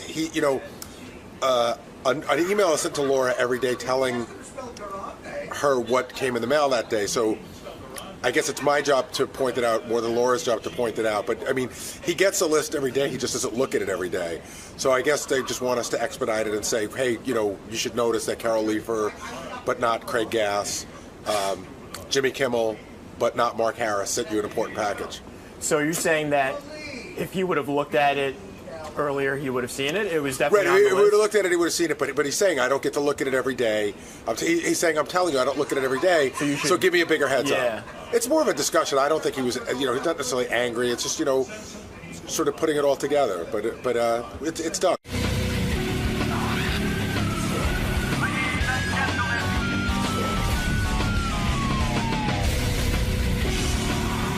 I'm Jesse James. I'm here to do the Howard Stern Show, and pretty excited. Been a Howard Stern fan since like the late '80s.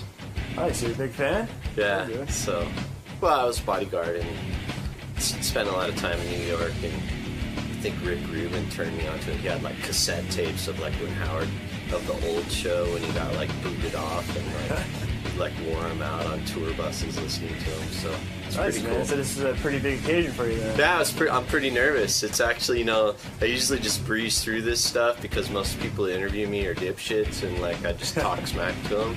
But this one, I'm like, fuck. All right, Jesse James also was on Celebrity Apprentice, used to be a real badass. Yeah? Oh, yeah. I've been reading about this guy, Like Jesse how James. badass? He was a real badass. Hey, Jesse, how you doing? Good to see you. Hey, nice to meet you. Pleasure. That's a badass? He's a badass. Jesse James is a badass. Yeah, you fuck with him, Robin. Yeah, fuck with him and see how far you Hi, get. Robin. Yeah. Hi there, how are you? Robin wore extra cleavage for you. Trying to steal you away.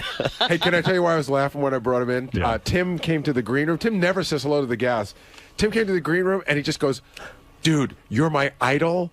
And he just started talking like how much he loves Jesse James and how Jesse's his idol. Why is Jesse James Tim Sabian's idol? Like, I could see why. As we were walking in, Tim was just like reeling off stuff, and he goes, that bike you made in Afghanistan? Tim, what do you know about bikes? I mean, he's a biker. Well, I've had bikes all my life as a kid, I didn't know Harleys that. and all that kind of thing. And You can see by him he's a biker. You can tell. Yeah, right. I'm bad, But the you stuff have that he socks on built with your loafers. No, Yeah, Jesse. He's a skinny, fruity executive. exactly right. But he Needs a just man builds the purse. coolest bikes. I mean, if you saw his stuff, it's just absolutely amazing what you do. So it's an art. It's he's Wow. one of your heroes. Oh, Okay, he's right. one of the greatest bike builders ever. You know, ever, Tim in was car builders. Tim was a Mongol. I don't know if you know that. Honorary Mongol. Card carrying. Card carrying. Actually, I think Tim was in the Chingaling. Jesse, nice to have you on the show. Now, how did you get to be? Where'd you grow up? In California, Long Beach. And were you a kid who was always into building cars and motorcycles? Were you just one of those kids who were just freaky into that stuff? Yeah, my dad was like a antique dealer, and I never had any money, and I wanted cool stuff, and I had to learn how to get it myself or make it. Wow. And but you were one of those kids. You didn't go to college or anything, right? I went to college for 2 years and played football, Oh, no kidding. Yeah. But then weren't you a Hell's Angel for a while? You were part of the motorcycle club? You were never a Hell's Angel? No, I was a bodyguard for like 7 years. Actually, I have to tell you right now, like, this is, to me, I feel like I've finally made it if I could do your show. I've done like 60 Minutes and everything else, but just to be sitting here, it's like, whoa, man. Oh, that's I'm great. on the Howard Stern show. I love that. I actually met your wife, Sandra Bullock, on her movie set one time. Yeah. Attractive woman. Yeah, Not a she bad told me deal. she called you up one time and gave you some shit for a long time ago. Did she? Yeah, I we think talked to her on the phone once. Yeah. She called from the set, yeah. Why'd she give me shit? She's German. You were goofing on her, so she called from the set. Right. Oh, she gave it to me. She put me in my place. Yeah. Amazing how easily I cave No, but in. you know, I was a bodyguard and spent a lot of time.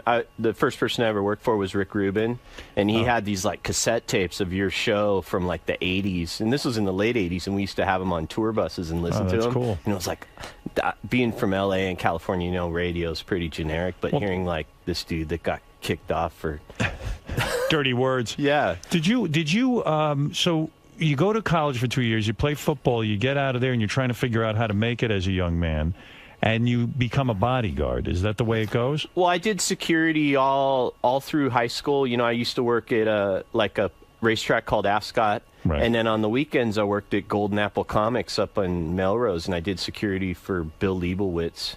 But then you get into guarding like some famous people. You Yeah, were, and then you were Rick- Madonna's bodyguard for a while. Yeah, right? Rick Rubin offered me a job, not as a bodyguard, but doing special projects. What's that What does that mean? Collecting money. Oh, no kidding. Yeah, Is and that then right? What was he doing? Yeah, what was he up to? Just producing, you know, Right. doing Deaf American Records, and then pretty soon they asked me to go on tour because promoters weren't paying and people were ripping them off. And then, Wow. you know, it was in the late '80s when violent metal started getting really big and kids were getting really hurt at shows, and so Right. they kind of wanted me to come in and. So that's how you made your living? You were the guy Yeah, I who did you were the it. collector. And then I traveled all the way around the world, like in 5 years, about 10 times, and the whole time on the road, all I was doing was going to motorcycle shops and buying parts, and that was kind of what I did. You know, when I was off the road, I'd work on my bike in my mom's garage, and I finally just got tired of it. Did you ever have to beat the shit out of people when you're a bodyguard?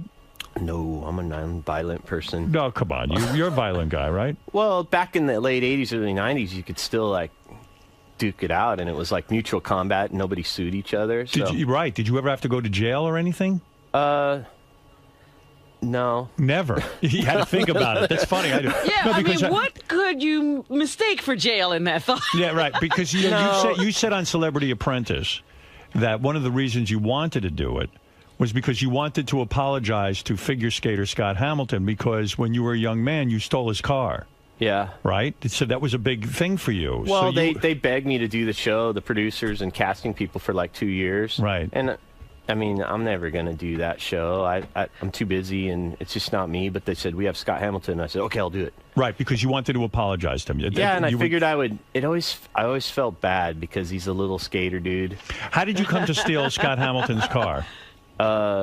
Was that your line of work for a while? Were you a car thief? Well, you know, I was kind of like a crab trying to get out of a barrel. You know, when I was a kid, my parents let me fend for myself. And how old were you when you were on your own? I moved out when I was 15. No kidding. Where was your dad and mom? I mean, what was their story? They kind of split up when I was 5, and they're kind of that beatnik generation where, Right. like, you know, kids are a drag, and, you know. yeah, well, thanks for having me. Yeah, and so, you know, I mean, honestly, I did a lot of stuff that I'm not really proud of. How you know? old were you when you stole Scott Hamilton's car? I was 17. Yeah. You know, and that was, you know, I only did it because I had parts off of it sold, and I was looking for one, and someone knew of one that was at Ice Capades in San Diego, and so.